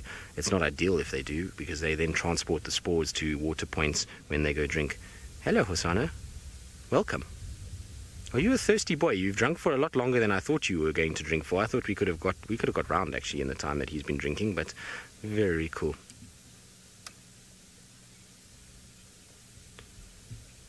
Tweet. Well, I'm not sure. I mean, you say that this is proof that Hosana is stalking me and following me, but I don't know. Maybe, I suppose. His tracks kind of indicated he was coming this way. It's why we came here, is in the hope that he might have made an appearance, and so it's perfect that he did. I think we're just in the right place at the right time. But he's definitely stalking the limelight more than anything else. I mean, he keeps finding James as well when James is live. So I think he's just a camera-hungry person, or camera-hungry leopard at this stage. Shame, Hosana, are you thirsty, boy? Because you have not stopped drinking. Oh, look at that face. Isn't that so cool? Now, the light from the other side on those golden eyes those orange eyes that he's got must be absolutely amazing. Now, spending time with Hosana over the last little bit has been absolutely amazing. But while we were sitting with him and he's drinking, I was just thinking about some other leopard updates that some of you may be interested in particularly our other little golden boy, which is Tamba, who was seen yesterday and again this morning. Now, he was not seen on Nkoro, so as much as everybody thinks that it was on Nkoro, Nkoro traverses a number of different properties, and so he was actually seen on very, very, very far to the west. He was seen on the Elephant Plains Ottawa boundary, where he had a kill, and then what happened was at the kill, Insele arrived. So Insele is the daughter of Salahesh, and she arrived, and then apparently an unknown male from Ottawa that's been hanging around also arrived there and chased him off it, and he ended up losing it to that unknown male. He then went down, and he's now kind of moved in a southeasterly direction from where that was onto a road called Rhino Midden, which basically is just on the southwestern side of Elephant Plains Airstrip. So if any of you have a map and want to know where that is, just look for the Elephant Plains Airstrip. That's where he is at the moment. And so he kind of spent his day in that area, which is great news. And then Tiani is mating with Hukamuri, which is also good news. It's always good when there's mating going on, and Tiani will be a continuation of Salahesh's legacy, so that will be quite nice as well. Look at his tail just lifting as he goes past the Franklins.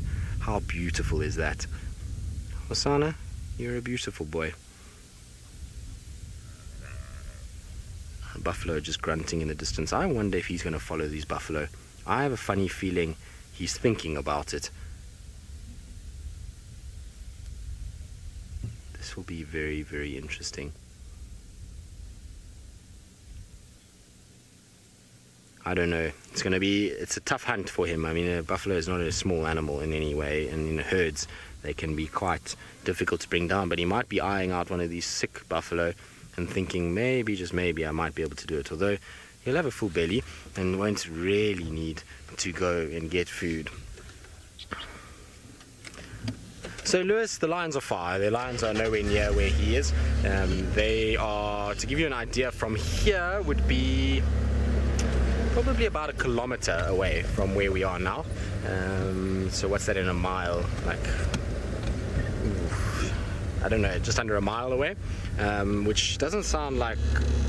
Actually, it's more. From where we are here, it's probably closer to almost 2 kilometers. If I think about where Sebastian flies his drone, this is going to be spectacular at sunset, because while the sun is setting just now, we should be able to get it to set right behind him at some point. It's going to be difficult now because the sun is very bright, but just now, that sun should dip right behind him and we should get a silhouetted version of Hosana with a big, big, big bright orange sun. The only problem is this gleaming buffalo thorn that is off to my left-hand side is going to be quite difficult to deal with, because the sun is going to just probably miss Hosana unless I park where the buffalo thorn is, which is not going to work. So we're going to have to try and think about this a little bit. But isn't that pretty?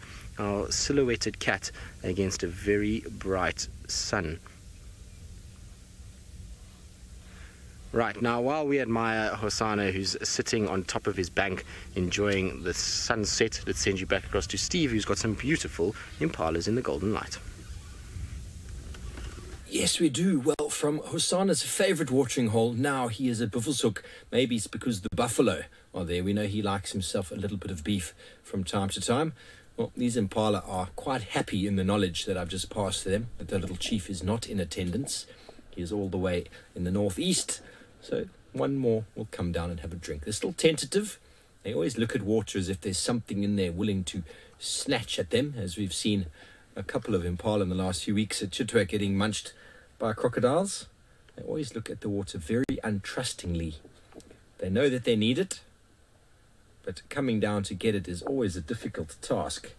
See how tentative they are, and then all at once they'll move in en masse to have a drink at the same time. See how they push their toes forward. Robin, yes, it is absolutely gorgeous. See, they're going to all come down now as a large group. See how they push their toes forward. They're just stretching their neck as far as they possibly can. Is there something lurking in the green waters? You never know. Anything 50 kilometers from a crocodile-infested water source could have crocodiles in it. But the numbers game means that if you come out like this, there's a good chance, statistically, it won't be you. That Nyala coming down in the zone could make a really, really big problem. Jessica, how long is the impala rut? Well, in May, it is 1 month. And then now, I would assume it's a similar sort of 1 month. I don't know too much about it. It's not something that really features all the time. It kind of fits in. A few females are pregnant. The males go a little bit crazy. But it must be another sort of between the full moon sort of cycles. Everything does sort of move in cycles. So I would assume it's a similar length, but not as intense as the one we get in May.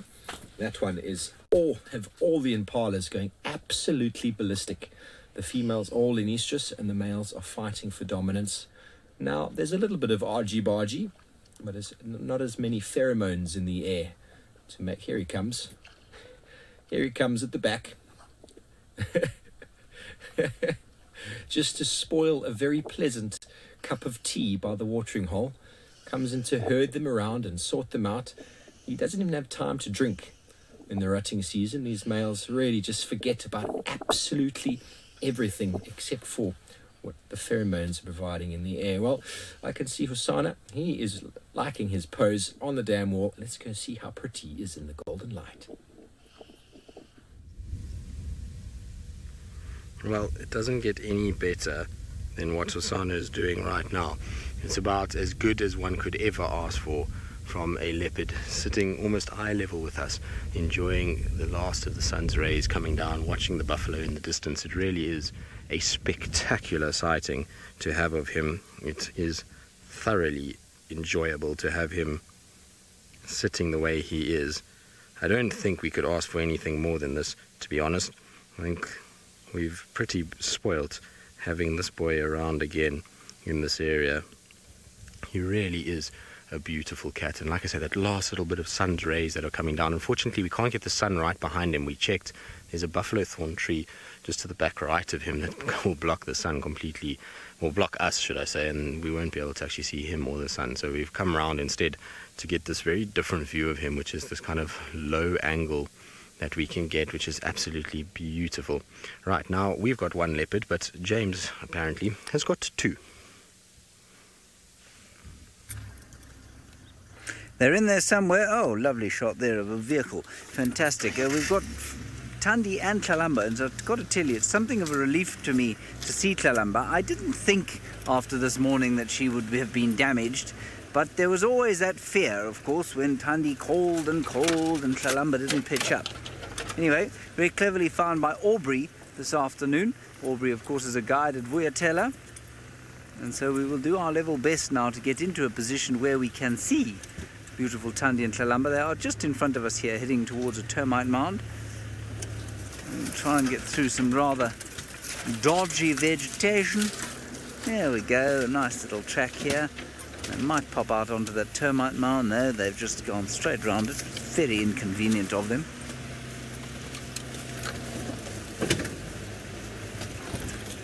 There we go, onto the termite mound. Romit, no, I don't think so. I mean, I think we learn about leopard behavior all the time. Oh, we're going to get a lovely shot here. If I can just... There, how's that, Craigus? All right? You know, leopard behavior is not something that ever seems to sit on much of a textbook timetable, if you like. And so I think Hosana's behavior is odd. Baffling, I think, to anybody who spent time around leopards, they'd say no, because almost always you're learning new things about the way leopards behave, and so no, I don't think they'd consider it baffling. Isn't that a nice shot of mum and daughter? And you can see very nicely there the size difference and how much the little one is growing.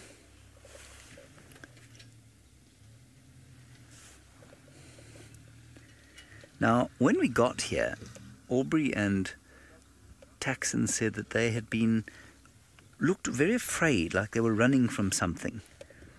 Like maybe, perhaps there was a male around that they were running from, but Hosana, of course, is a long way from here. Well, they were moving at quite a speed.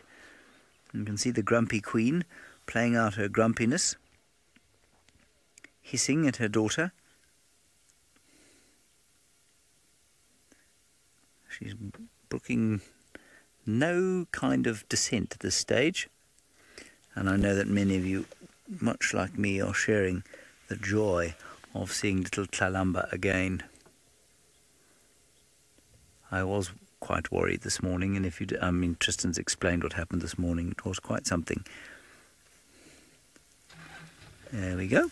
Alrighty, I think we must move on now. Try and get through this next little thicket. Hold on tight, everyone. Watch your faces.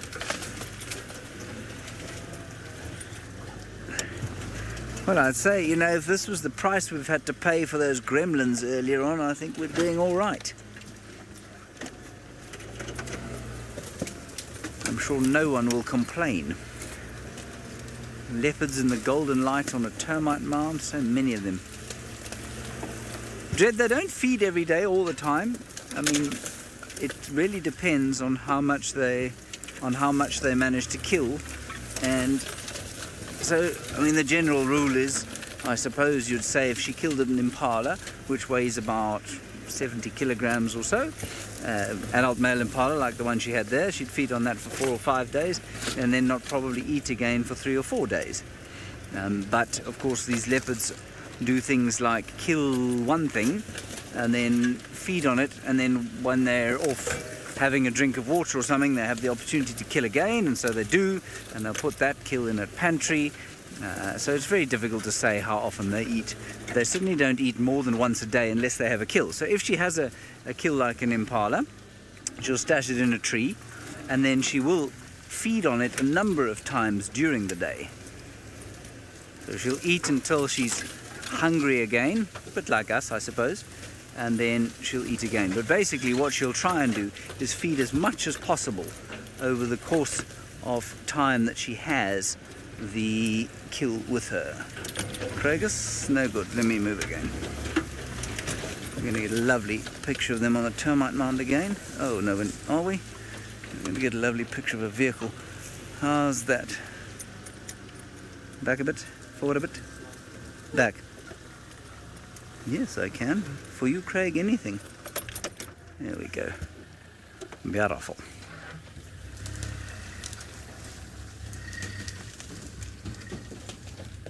Isn't that lovely?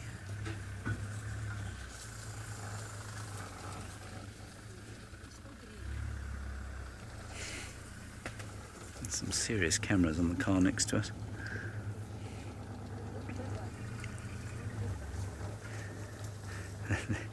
It's actually quite funny.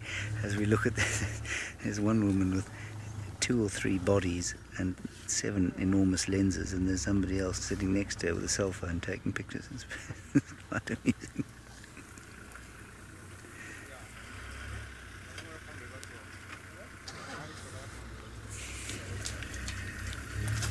Dilip, we've only watched one of Tundi's cubs grow up so far, and that was young Tamba, who Tristan was talking about a little bit earlier. He's the only one of her cubs that I've known. He was, of course, in a litter of 2. We don't know what happened to his litter mate, but whoever it was didn't survive. He or she didn't survive. And that's the only one I've watched. Not from birth, though. We didn't meet Tamba until he was, I don't know, probably 2 or 3 months old. But I didn't meet Kuchava until she was 4 years old. So, there we are. Yes, I think we should move around. Alrighty, while we move around here, we'll keep up with these cats as long as we can. Let's go back to Hosana, who's much more restful. Well, I don't think we could ask for any more. He is posing right at us. He's literally, like I say, at eye level, a few meters away, just giving us the best view one could ever ask for of a cat. He really is. It is. I've always wanted to see a leopard on this dam wall like this in the afternoon light, because the afternoon light is so beautiful on this dam wall that it is an absolute treat for me to have him like this. It's so cool. It's one of my favorite things, to sit at eye level with one of the big cats and just watch them. And you kind of just, it feels like you're almost standing next to him when you like this, and there's really nothing between us and him in terms of, you know, when you look down on something, you kind of have a different feeling, but when you at the same height as them, is just something about it. And particularly with Hosana, is just, you know, he's such a curious cat that he kind of often locks eyes with you and looks around and checks and scans the vehicle and basically just poses in every single shape and form he possibly can. Yes, I'm talking about you. You're doing a sterling effort this evening. Look at you. Oh, he is beautiful.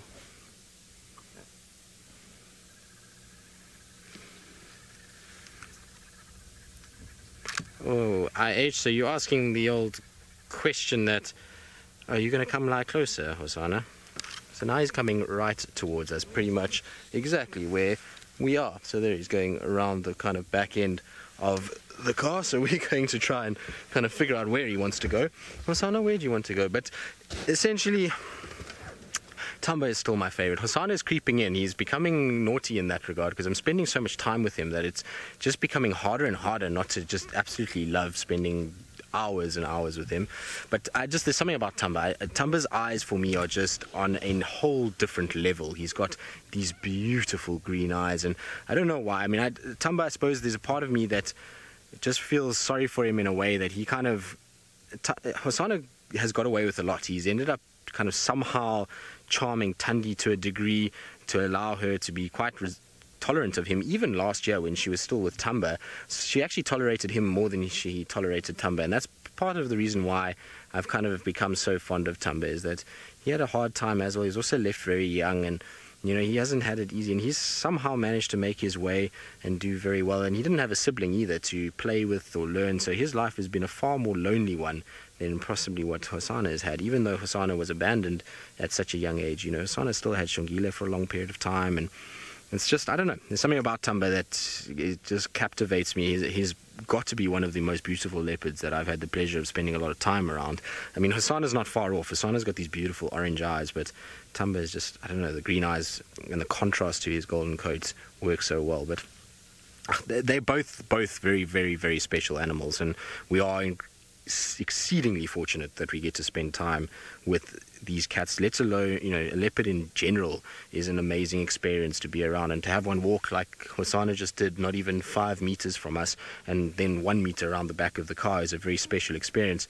But to have the 2 young leopards that we've had, who have been so incredible in the way that they go about their days, and they are super playful and always kind of up to something, is a very special thing. So we've been spoilt seeing these 2. It's not every leopard is not like this. There's a lot of young leopards that don't want anything to do with you, are quite skittish, quite shy, distribute away, don't really want to be seen.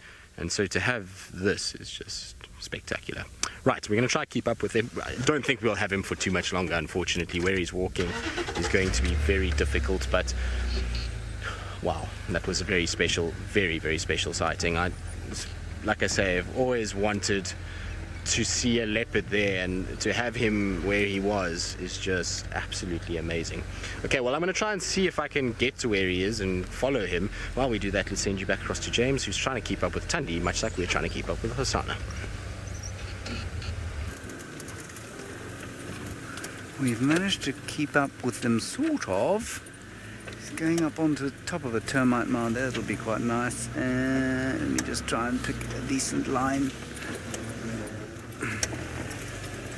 So going from termite mound to termite mound, looking carefully at what's going on here. There we go. Oh, it's going to be useless.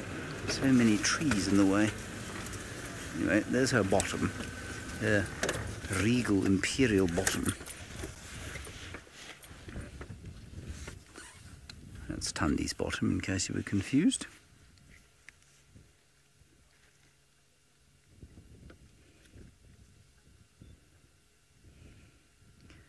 Twitching her little tail from side to side, of course.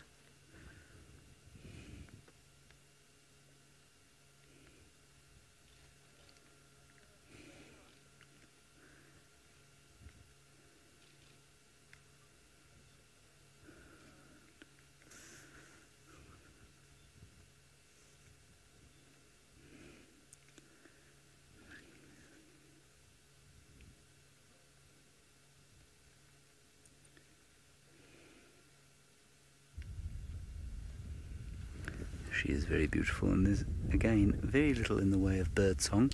Not sure why she's flicking her tail quite like that, because there are no birds alarming at her. That's it, turn to face the setting sun. That's my girl. Beautiful.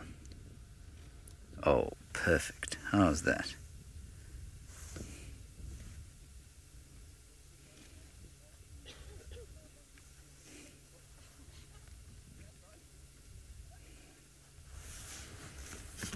Might have to take an illegal photograph of her.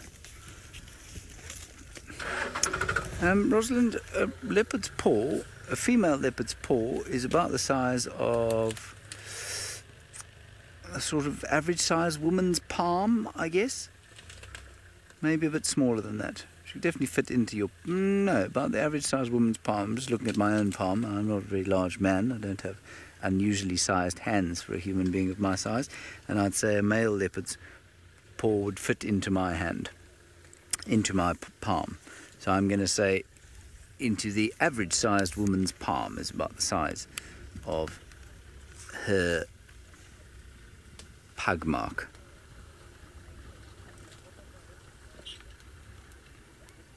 I don't know where Tlalaamba's gone.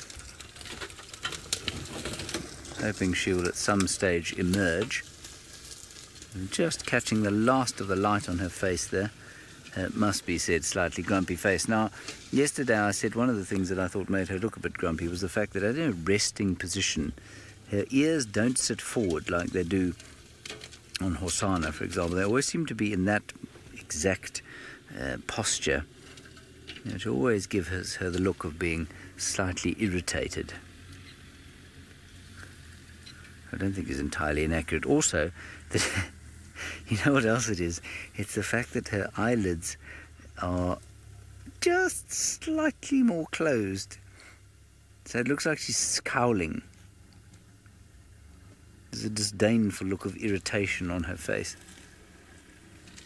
I must say, I feel quite afraid sitting here. She seems to be staring at me and not at anyone else moving around here.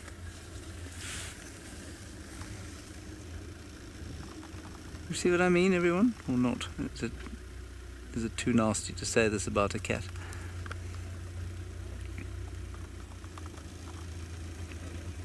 No, I think they're exactly the same length proportionately as males' tails. I can't see why they would need longer ones.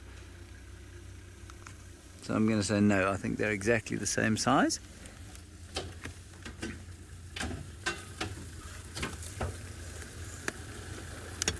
That's a lovely picture there of her. Like I said, I don't know where her daughter is. Maybe somewhere around here. Yeah, Julie, I know what you mean. Looks a bit like me when I run out of coffee too. Now, when you hear the dim crackle of rifle fire, it's not in fact rifles, it is the cameras behind me.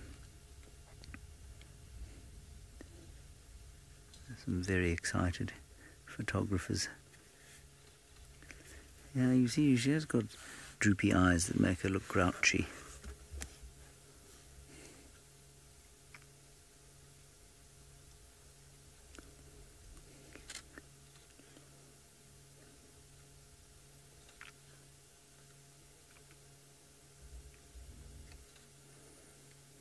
Beautiful.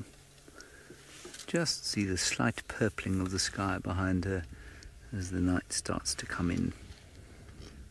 Don't know why she would have been so sort of upset, I guess, as she moved north. Yes, leopard's tail is a very good indicator of their mood. If they're going to charge, they are very likely to be flicking it from side to side, exactly like a house cat. So you can tell if your house cat's about to make a pounce by the way its tail moves, and if it's irritated, if it's angry, if it's growling. And it's exactly what these cats do. I had a sighting with her on foot a little while back, where she had a kill. She just killed something, and we kind of stumbled on her. We backed off a bit, and she didn't think we'd seen her, and then she realized we had. And I watched the tail, and it started to flick, and I knew that she was going to just take 2 steps towards us, give us a bit of a growl, and then move away, which is obviously not what you want, either of those things. It's definitely a very good indicator. You could tell immediately from watching the tail what she was going to do. And certainly you get that from lions as well. Lionesses are very, very keen to let you know their intentions with tail flicking. You don't want the sound of a growling lioness with the tail going swack, swack, swack from side to side. That's fairly scary.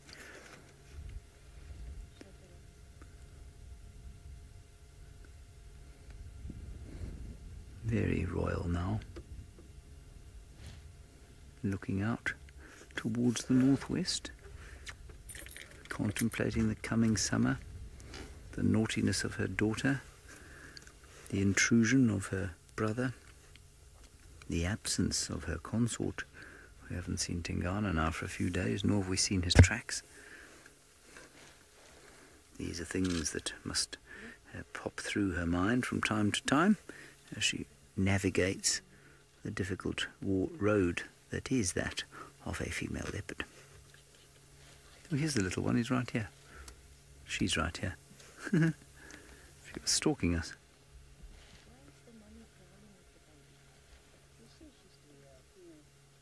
She tells her to stay. Yes, Teresa, it's exactly what it is. Without their claws, there was no way they'd be able to climb trees like they can.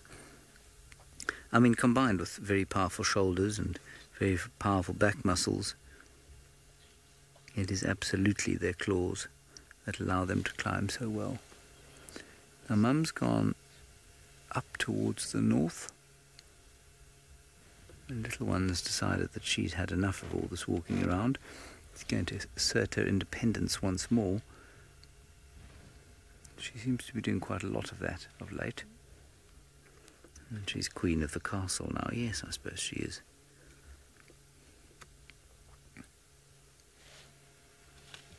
I can see Tundi behind us there. I think let's move. No, let's not. Let's wait. Let's wait and see what happens here. I think the little one will eventually follow her. But I suspect this is how they become separated. And then Tundi becomes worried and starts calling. And possibly by the time she starts calling, the distance between them is such that the little one won't hear it. Unless Tundi's somehow indicated that this is where the cub must stay while she goes off hunting, that's possible. Jennifer, as the crow flies, they're only about, I'd say, a quarter of a mile from where the last kill is. They're really not far at all. Very close by. Yeah, Tundi's going through some thick stuff. I think we're going to stay here. I'm not going to follow Tundi because Tundi's had a bit of a rough day, so we're going to let her be, and we'll just spend a little bit more time with Tlalamba.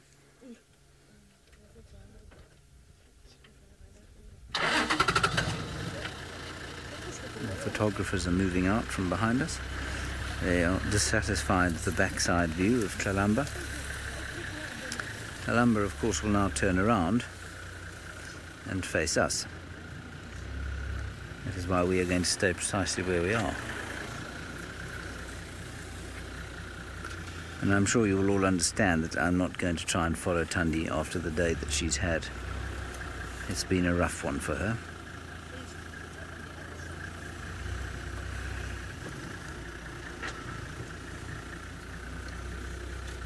Just a gentle evening breeze starting to come up now, blowing around the little kitty.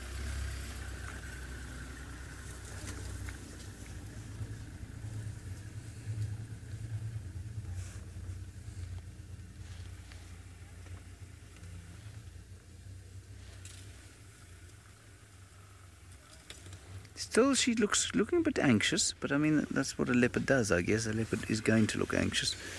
Leopard is always going to be slightly anxious. Oh, I must just ask you, Craig, to swing your camera 180 degrees, if you wouldn't mind. There's a rather gorgeous picture of the sun there. Ah. Oh, there's an aerial in the way. Shall I move quickly? Would you like me to move? It'd be a bit better. I'll just do that. Yeah. That should be beautiful. Beautiful.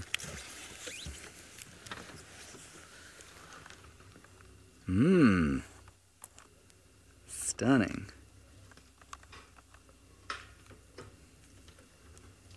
Very pretty. We get lots of these here, of course. Never gets boring for me. I've just taken an illegal picture of it.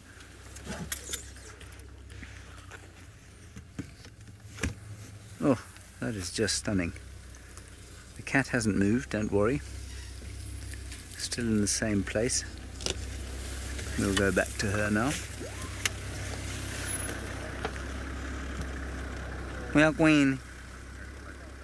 We are tinggalin. Tam na velant lantla. Jan die. I'm just talking to Tex on there, telling him about the lions and where they were. Right, I think what we're going to do is leave this kitty here because I feel like they've had a rough day, and I think that we should go and see if those lions manage to get up, because nobody's with them at the moment. Well, I'm not sure about lions, but Hassan is definitely not awake at all. The lions, I think, are still far from where we are. We've managed to find Hassan now just on his termite mound, sleeping with that beautiful backdrop, and the sun would have been perfect. Had he sat on the dam wall in a certain spot, we would have got this blazing red sun, as I'm sure you saw with James, right behind his head, which would have been very cool. But sometimes, you know, you don't win them all, and we've won very much this afternoon. To think that there's a pride of lions sitting unattended by us at the moment because, well, we're sitting with cats coming out of our ears is a very special thing, and we need to kind of cross our fingers and thank our lucky stars and do anything that involves good luck other than being pooed on by a bird, because we've been very, very, very lucky over the last few weeks to be able to actually see what we've been seeing, and hopefully it will continue. Hassan has brought about a wholesale change on Juma, and that since his arrival, it seems as though everybody wants to come back. We've had the Nkuhumas coming back a lot. He's been around. Tandi and Kalamba have been active and seen them a lot with him. Tingana's been back in full force. Shadulu's been around. So, you know, it's been kind of, Hassan has been a catalyst for just, I don't know if it's just him, but it's obviously we see him most, and there's been so many sightings involving other animals with him that I feel like maybe he brings good vibes to the area, and that's why we've been having such good luck. It's very, very cool to see, and it's been amazing that, and probably the best part about it is that we've had pretty much all of our presenters have actually had amazing sightings of late, which is always so nice, because sometimes we have, you know, times and periods where someone will have a bad run and not see much, and the other one will see all the kind of good sightings. And so to have what we've had, where Sydney's had amazing drives, Steve has had epic stuff, James, and even I've had amazing stuff. So it's been so good that it's been kind of spread across the board for all of us, and we've just kind of continued with this epic leopard streak that we're on, and long may it last. It's certainly not any complaints from me, that's for sure. Romit, I'm afraid not. There's been no word on Sindile for quite some time. Difficult to say where he could be.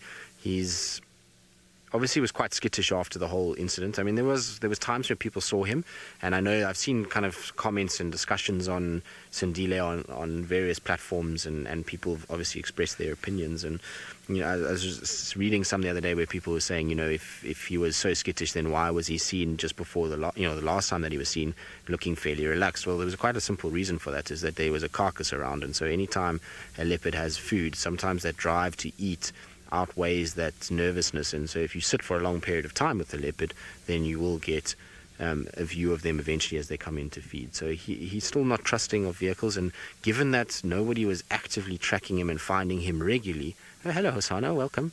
He probably has just gotten more skittish as time has gone on, and has realized that he can evade people by being that way, and so he's then gone into parts of Kruger, and might even still be running around the Sabi Sands, but I have a funny feeling he's in parts of Kruger and is just doing his thing.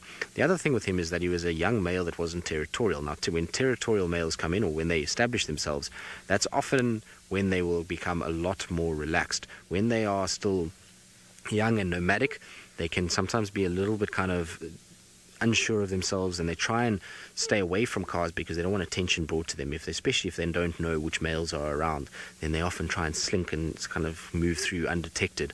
As soon as they feel like they are dominant and they are basically mating and taken over, then you'll find that they tend to be a little bit more relaxed in their movements. And Tingana is a prime case for that. When he arrived, he was a skittish male that didn't want anything to do with vehicles, and it took a few times of mating with various females. I remember one time actually coming around a corner, and he was mating with, I can't remember if it was in Sele or Salehesh, one of the two of them, and he got such panicked look on his face, mid-mate, stopped and just ran. And this poor female was left there with her tail up, just kind of thinking to herself, what's going on? He hasn't completed the job, and he was gone. We couldn't find him again. We followed her, and she was calling him. Nothing. He didn't come back. So it gives you an idea of how skittish they can be when they want to be. And we also know from Tundi and Klolamba, if she doesn't want to be found, we won't find her. We can try our luck all day long, and even with the very best trackers in the form of Herbie, he won't, you know, some days just won't be able to find her because she just doesn't want to be found at all. And so if Sindile is like that, then it's very difficult. Also, he could have distributed into those massive blocks in Kruger that we've discussed many times about many of our leopards, where there's areas that are 4 or 5 times the size of the Sabi Sands with not a single road going through them. And you work out the density of leopard in the Sabi Sands, you can very quickly realize how you can be in one of those and never ever see the light of a road or a vehicle or anything like that. So it's possible that he's still around. You know, it's one of those difficult things. There's also the Kruger is not monitored like the Sabi Sands is. I mean, we obviously drive out here every single day. We have small blocks that we work. We know where the cats go. We track them. We're on foot.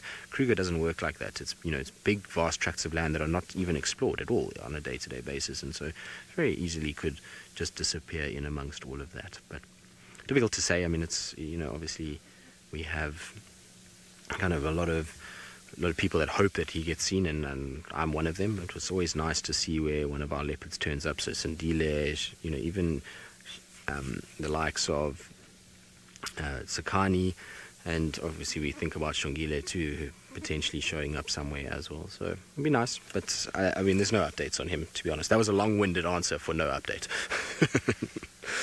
What do you think, David? It sounds good. Okay, good. All right. Well, a good answer. Thank you, Kirsty. Thank you very much. I tried my very best. Guys, what I think we're going to do is, I know this is a risky maneuver, but I'm going to think about possibly leaving Hosana now for the simple reason that I might head off to the Nkuhumas if James is still with Tundi and Klolamba, just because those buffalo were moving southwards a little bit, and maybe the Nkuhumas... so James is on his way to the line, so that's fine, Kirsty, that's no problem. You see, we both think alike. James has just beaten me to the punch here today, but that's fine. We'll stay with Hosana, we'll see what he does, and I just thought if James wasn't going to be at the lines, it would have made sense for one of us to go. So given that Hosana is a sleepy kitty on top of the mound, then we might as well go there. But anyway, it doesn't matter. James is on his way there, so let's go across to him and see what he thinks the Lions are going to do this evening.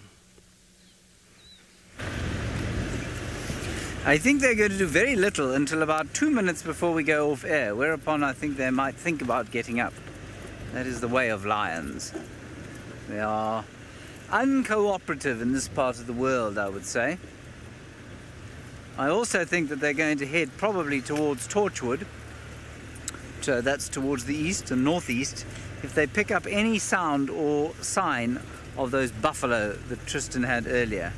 Of course, that is their most favoured food, and I think if they knew there was a herd there, they'd probably be on their way now. It's interesting, old Steve had them with a kudu coming close to them today, and they were already slumbering. But I was struck again by the thought of how few times in all of my years of guiding I've seen them eating kudu. It really is not something that I see a lot. We see them on buffalo, giraffe relatively frequently. I'm sure I've often seen them having a go at impala, wildebeest, zebra, but not kudu. It's fascinating. They're crossing in front of us. You'll just see Taxon because he is cleverer than me and picked a shorter route. Now we are going to inhale some dust on the way there. Pauline, yes, sometimes they do leave the pride to go and mate with the male. They'll hear the males calling, go and seek them out. The males will also seek them out if they smell there's a lioness and estrus, and once they pair off and the rest of the pride moves off, then the mating pair will normally hang around. So it is entirely possible that they could pair off and then, you know, leave the pride.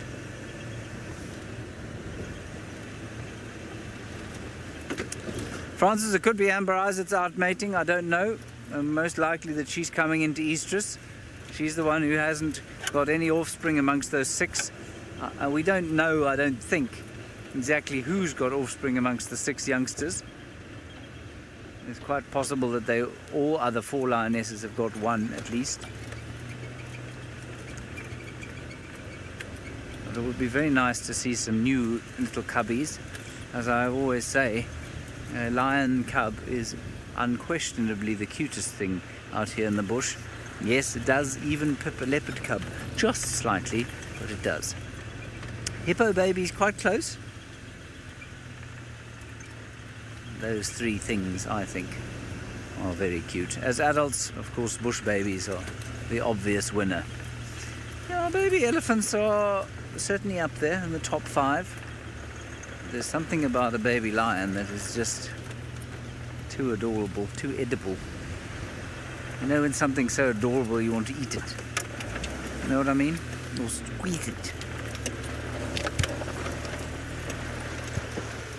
Yes, that's right. Brent called them delicious monsters.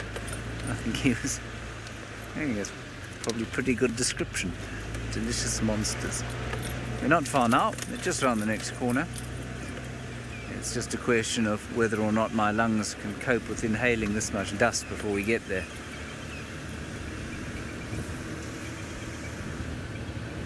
You're right there, Craig. Your teeth are looking a bit dark. Yes. Because of the dust, you see.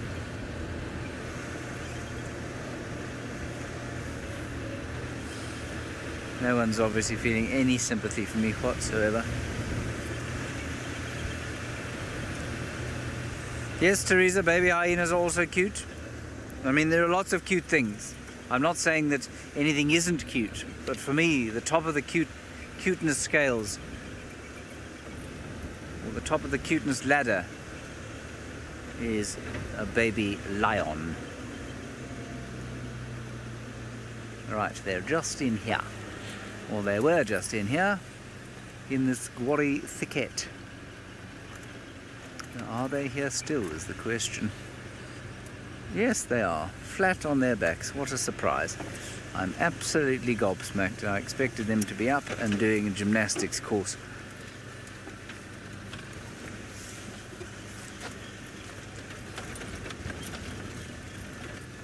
Absolutely amazing. They haven't moved.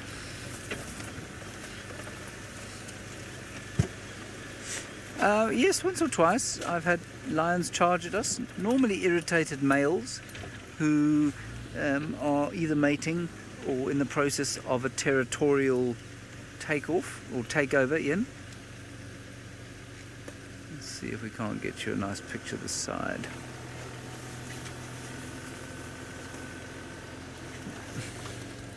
I'd actually get all of them if I am very clever and very nervous. Ooh, I believe Hosanna is now possibly about to bite off some too much to chew.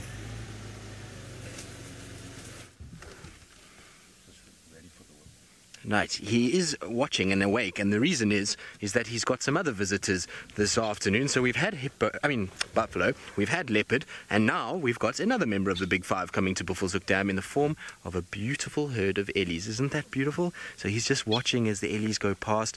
I wonder if maybe that's why he moved off the dam wall earlier, as he heard them coming, because they would have disturbed him on the dam wall. Where he is now, he doesn't have to worry at all. He's able to just sit and enjoy the fact that they are just coming past slowly, going to go for an afternoon drink. Interestingly, though, with this herd of ellies, is it's all young ones in front here. There's no adults that I can see yet. These are all teenage elephants. There's no big females as yet. Even that one is probably, I would say, no older than 13, 14 years old. And it's missing a tip of its tail. Look, you see that? Have we seen one missing the tip of its tail around? Because that one is very stumpy. That's very cool. I wonder what happened to it. Maybe hyenas snacked it and got hold of it and took that tail when it was still a little baby. But how cool is that? Elephant on one side, beautiful male leopard who is looking as big as he's ever looked. I mean, look at how wide his shoulders are looking. His eyes are sort of still that orange color, and he's just looking sublime up there with the setting sun colors in the background. That kind of dawn belt that is, I mean, not dawn, dusk belt that you get at the late afternoons. It's absolutely beautiful. Very, very cool. It's amazing to kind of see this and to think, like I say, that between ellies and leopard and buffalo, we haven't had to go very far at all. It's been an absolutely cracking drive sitting at Buffelshoek Dam. Don't you agree, Hosanna? No, you're looking quite wide-eyed at the fact that ellies are approaching. There comes some of the females now. They're slowly but surely starting to come through the bush. I can see one big female that's arriving. Very surprised by that behavior. Generally, when elephants go to water, they do not go unless the female is right in front, in case there's something like a pride of lions lying there. So I'm surprised by these ellies arriving, and we've got a lot of females to come because there was a lot of youngsters that came through there, so there's going to be a lot of ellies that are going to file past. And I wonder if it's the same herd that I actually saw on my way home this morning. There's one that's got a tusk that grows under the trunk. She gave Steve a bit of a hard time the other day, and we had her on our last TV show. They appeared in the overtime section for it. So it's a herd that's been hanging around the last few days. A nice big herd, probably easily 30 individuals.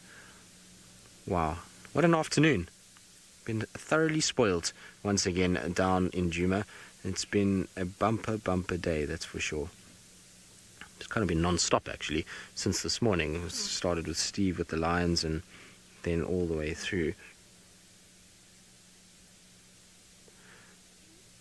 MGN, yes, this termite mound in all likelihood could be live.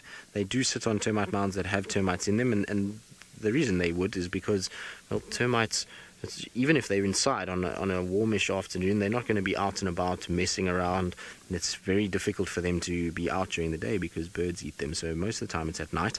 So during the day the leopards can go and lie on top of them. As long as they don't lie over the entrance, they generally are actually quite fine to use the termite mound. So you do see it pretty regularly that they are up there and using mounds, and even if the termites are actually inside and building and doing their thing. Absolutely amazes me though how quiet those ellies are. They've just ghosted past us, gone down to the dam, and I cannot hear them drinking at all. They must be just sipping slowly, little relaxed afternoon drink, much like somebody would sip their gin and tonic in the late evening. Now Hassan is tired of the ellies. They've obviously not as interesting, and so while we watch him sleep away the last of the light, let's send you back across to James and the lions, who hopefully are starting to wake up. Well, they are starting to wake up. We had a rather amusing incident there. This youngster here just came and walked over and flopped down straight onto the glassy-eyed female. She's got that purple eye, that one there. And she got a nasty kind of growl, so she slid off what is quite possibly her mother. And then her mother bit her on the shoulder, quite gently. It wasn't a vicious bite at all, but it was quite amusing.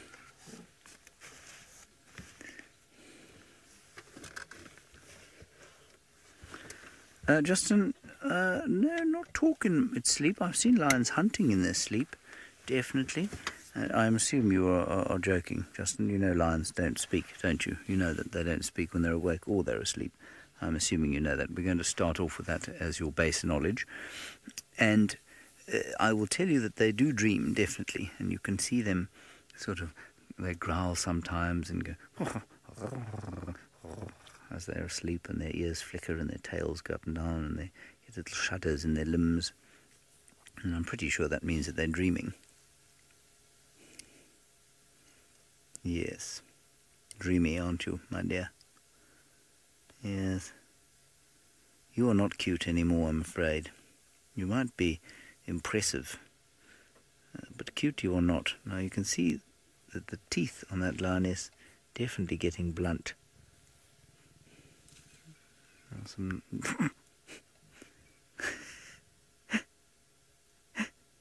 some growling and a bit of play behaviour even from the older cats. This one's now going to be lain upon. Yes. That makes them look quite endearing, I suppose.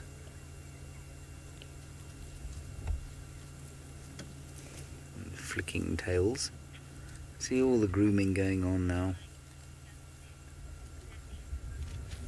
Lizzie, they don't purr. They don't have the capability to purr. The big cats, except for Cheetah. So they all growl at each other, but their voice boxes are designed differently, and so they're unable to purr. They can growl and shout very loudly, but purring is not something they're able to do. Cheetah do purr definitely, and I've heard caracal purring. Caracal are sort of the size of lynxes. They're the African version of the lynx, if you like. they definitely purr. I'm pretty sure that the servals and other smaller wild cats can purr, but not these big ones. So tigers, jaguars, lions, leopards, and I'm missing one, aren't I? Tigers, jaguars, lions, leopards, anything belonging to the genus Panthera. I think that's probably it. They can't purr. I've got no idea about snow leopards. Sorry about my audio, I moved my hat, everybody.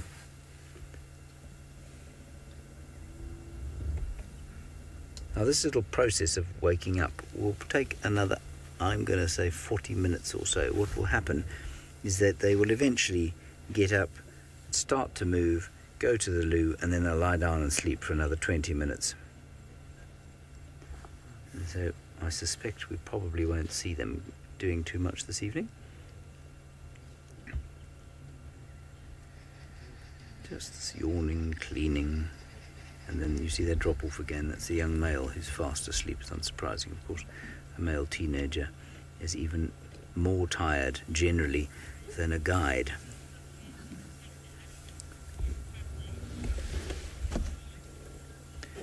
Aaron, I don't think that the full moon is something that affects these animals hugely, other than to make it difficult for them to hunt. It obviously makes it difficult for the lions to hunt in the full moon. It's much easier for them to hunt when it's dark, and obviously the animals out here have very good eyesight. Their prey species have very good eyesight, and so they are able to see them coming in the light of a full moon. Does it have any hormonal effect on them? I don't know. I don't think so. Yeah, we're going to go into infrared now. There it is. Isn't that amazing? We're now in infrared. Or infra black and white. One of them has inhaled a small piece of guarri leaf and is now sneezing.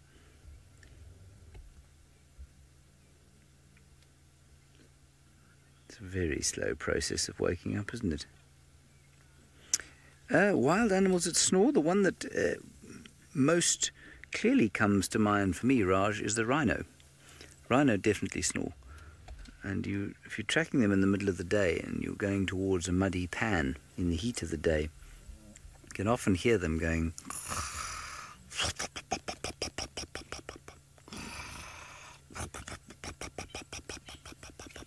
And that is their lips flapping on the mud.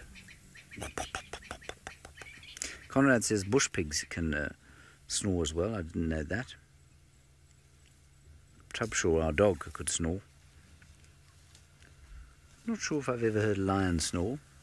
I may have heard a leopard snore. I have heard a lion snore. I've heard a male lion snore. Of course, a lioness doesn't snore in the same way that no woman snores. Not so.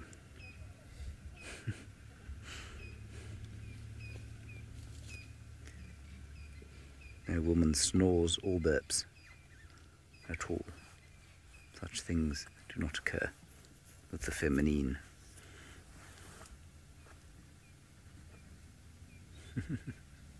She's not agreeing with me, you can see that. I'm trying to think of other animals that I've heard snoring. No, otherwise I think it's probably just humans. And you know what? I bet you'll find that it's got a lot to do again with our lifestyles.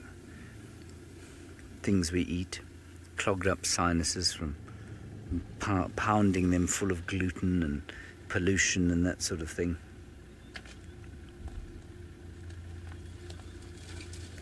I don't think I've heard baboons snore. I'm trying to think of our closest relatives out here. Yeah, I don't think baboons or monkeys snore. A couple getting up down through the little tunnel of guarri bushes. We're perfectly positioned. They're coming towards us. Look at this, Craig. Don't be nervous. I don't think they see us as prey.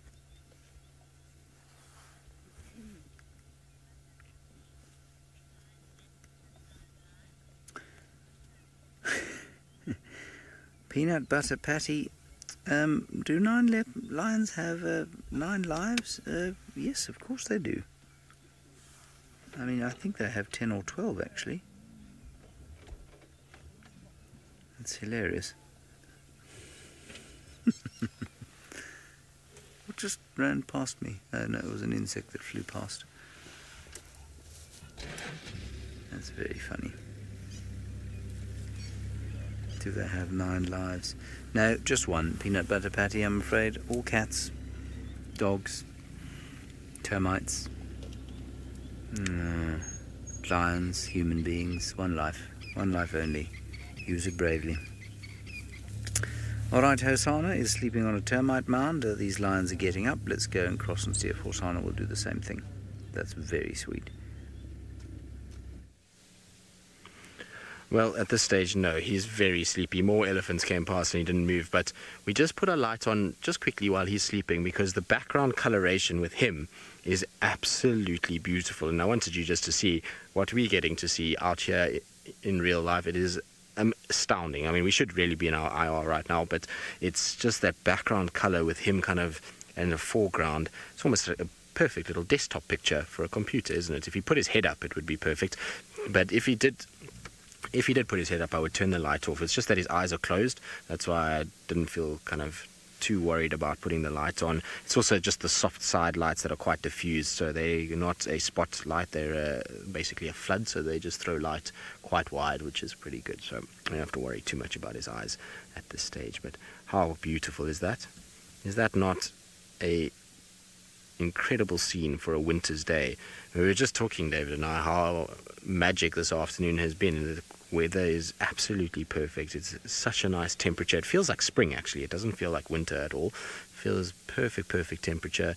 Neither of us have jackets on at all, and there's this beautiful kind of orange sky in the background. It's crisp, kind of clear afternoon. It doesn't feel too dusty because we had a bit of that rain lately, so it's just a perfect day in Africa. And to have a leopard on a mound with that backdrop, it doesn't get much better. I suppose it would be nice if he was in a tree with that backdrop. We're going to be choosy now. Might as well say that, but it is very pretty. Right, well, I think we're going to leave Hosanna now. We're going to let him carry on napping. I might just go and see what the Ellies are up to. While we do that, let's send you back across to James and the Nkuhuma Pride, who I'm hoping are going to get up 2 minutes before the end. Well, they're certainly up and giving themselves a bit of a groom. We had a little bit of a contretemps. There was a bit of a fight between two of them. One got too close to the other, who wasn't quite awake enough yet to be with the lion in that close proximity, and so it got a bit growly and upset.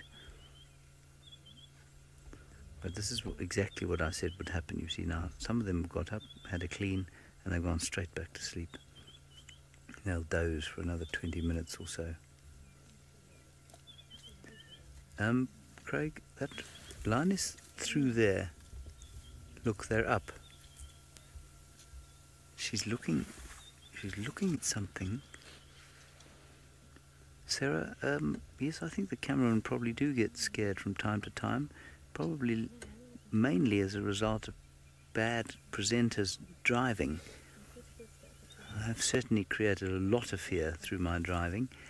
I think that they take their well, I mean, a lot of these guys have been out here for many years now, and so their understanding of the animal behavior out here is such that they know if there is something to fear. But the new guys just take their cue from the presenters. So if we start wailing and screaming and running away, well, then I suspect they'd probably do the same thing. Craig, you don't get scared very often, do you? Craig's a bit of an adrenaline junkie, though. He is Batman, of course. Let's not forget that. Oh, Batters is scared of nothing. Must be nice, Batters, to be scared of nothing. A bit of stick eating going on in front of us now. There are two of them looking into the bush, but I don't know. I suppose it could be a duiker, maybe going out for an evening forage. It's going to get a nasty fright if it comes wandering through here. It will be no more than an hors d'oeuvre for the Nkuhuma Pride.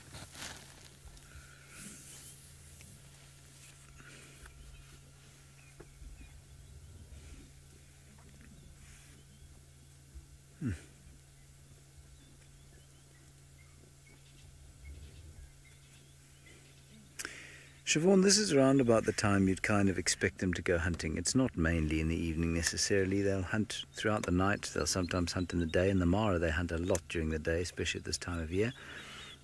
But no, it is entirely possible that they would hunt now. They'd get up now, head off into the darkness, see what they could find, possibly have a long snooze in the middle of the night, and then wake up again just before dawn and go hunting then. There is no exact science to it, though. The most predictable it became for me was when I was in the Mara and we were in the throes of the migration, and what I found with the lions there was that they got up as the sun went down. They went to find a herd of wildebeest and see what they could catch, and then they would do nothing for the rest of the night unless a herd came very close to them, in which case they'd probably kill again, and then in the morning they'd be doing nothing. Now that's not a rule, but it was the most common thing that I saw while I was there. Here, I think it's fairly random. There are definitely more nocturnal hunters here than there are diurnal. Most of their killing as proper darkness falls. So, let's say 8 o'clock, 9 o'clock, 10 o'clock, and then we'll probably have a bit of a snooze. And if they don't kill, they'll probably keep going for a while and then maybe get up again before dusk, before dawn. But remember, a lion sleeps for 20 hours of the day, 18 to 20 hours, which means it has only got 4 to 6 hours to play around with. And so even if they got up now, you wouldn't expect them to be moving around much after midnight. All right, everybody, that's going to be it for this beautifully cat-filled sunset safari. We will see you tomorrow again at 6:30 in the morning. Until then, I hope that you have a wonderful evening or afternoon wherever you are. Thank you for your questions and comments. We'll see you in the morning. Bye-bye.